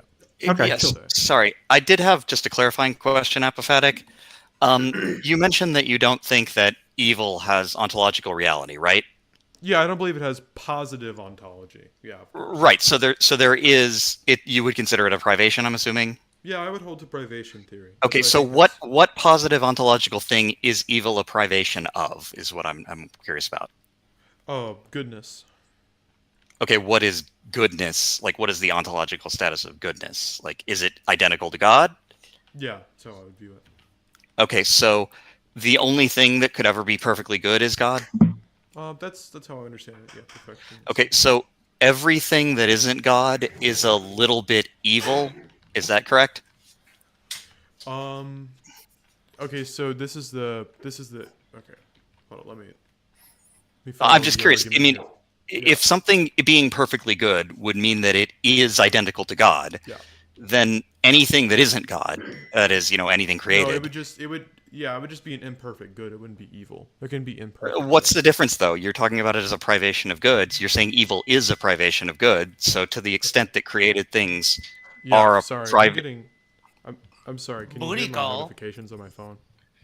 Yeah, they're telling Yeah, me we the can time to hear come to those. debate. All right. Here, do you have Discord? I can answer your question on there later. I have to go to this debate that I have scheduled. I'll get some Yeah, results here. I can ask you some other time. Yeah, please do. I'm kind of, yeah, I have to. Yeah, I mean, you said you were like 10:30 CST. I mean, it's 10:21, man. Yeah, You're almost running late there. Yep. All right. See you, man. Have a nice All right, day, guys. Apophatic. Thanks, mate. Take care. Thank you Call for up Basil or joining something. us. Maybe I'll come on the panel. See you. Yep. I tell you what, I'll drop out because I've got a